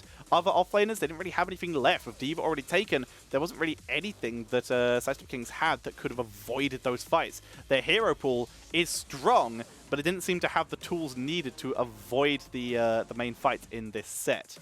So, we're just waiting once again for that main stream to jump over to an interview, and then I will go on a quick break before game number 3. So what I will do is I'll actually head to the end. I will head to the end screen. So let's set that up for the next series. Who's on the left? Who's on the right? It's gonna be. I realize I'm gonna have to do that anyway. It's gonna be 30k on the left, and Simplicity on the right. Where's 30k's logo? Where is 30k's logo? How have I lost a logo? The money was on crowd control, 30 and SSK. Honestly, I thought Sidestep Kings would be doing better than they are, but like I said, they scale very well. And I expect to see them continuing to get better every single series. I wouldn't be surprised if we see them get at least 3rd place once it comes around to playoffs. Okay, and change the logo there. And I'm going to have to do something fancy with that to make it so you can actually, see the logo of 30k because it's very dark. There we go. So I'll fix that up while we're waiting. And Jesse, thank you for the Jesse for Games, thank you very much for the follow. Very appreciated. Welcome to the stream. Hope you're enjoying yourself. Again, follow so that you can see exactly when I go live. Subs and donations if you love what I do. Why does your follow sound a scream? Because I used to stream my own gameplay a lot, and I kept missing alerts. So I made it something that I just couldn't ignore, and I couldn't not hear. And yeah, that's why. It's basically so I have something loud and distracting enough so that I will listen. That's why my alert is a scream. You are welcome for that very strange information. Enjoy. Enjoy that knowledge. Oh dear. Feels good. Donation scream is even better. Yeah, there's a different scream for everything. There's a scream for raids and there's a scream for raids and hosts. They share the same scream. There's a scream for donations. There's a scream for bits, and there's a scream for subs and follows. Each one is different except for raids and hosting. Those two are the same. But yes, otherwise there's lots of screams. Feels good. For now, though, I hope you're all enjoying the show. We're going to head to the end screen while we wait for this interview to start. Jesse, thank you very much for your sub with Twitch Prime as well. That is very appreciated. Thank you very much for your support. Again, if you're enjoying, make sure to show your love to the stream with a follow so you can see when it goes live. Drop a sub or a donation if you're really enjoying it. And if you're watching on YouTube, consider hitting that join button. It's a cheaper way to support than subbing on Twitch, but it still supports me every month, so it's a great way to do it. And if you're watching on Twitch right now, youtube.com/Tetcher. If you can't afford a sub, maybe have a look at my 99 cents tier on YouTube, which would allow you to support for a lot cheaper. Thank you very much for watching. I'm going to head to the break screen until the interview starts, and we will be back shortly with 30k versus Simplicity, and of course there will be a commercial for our wonderful sponsors, Simply Nuck Gaming. Will there be an Augury Season 2? Probably not. We'll see. But we will see. But maybe. We'll see how it goes. For now, though, ladies and gentlemen, don't go anywhere. We'll be back in a few minutes with 30k versus Simplicity. See you in a bit.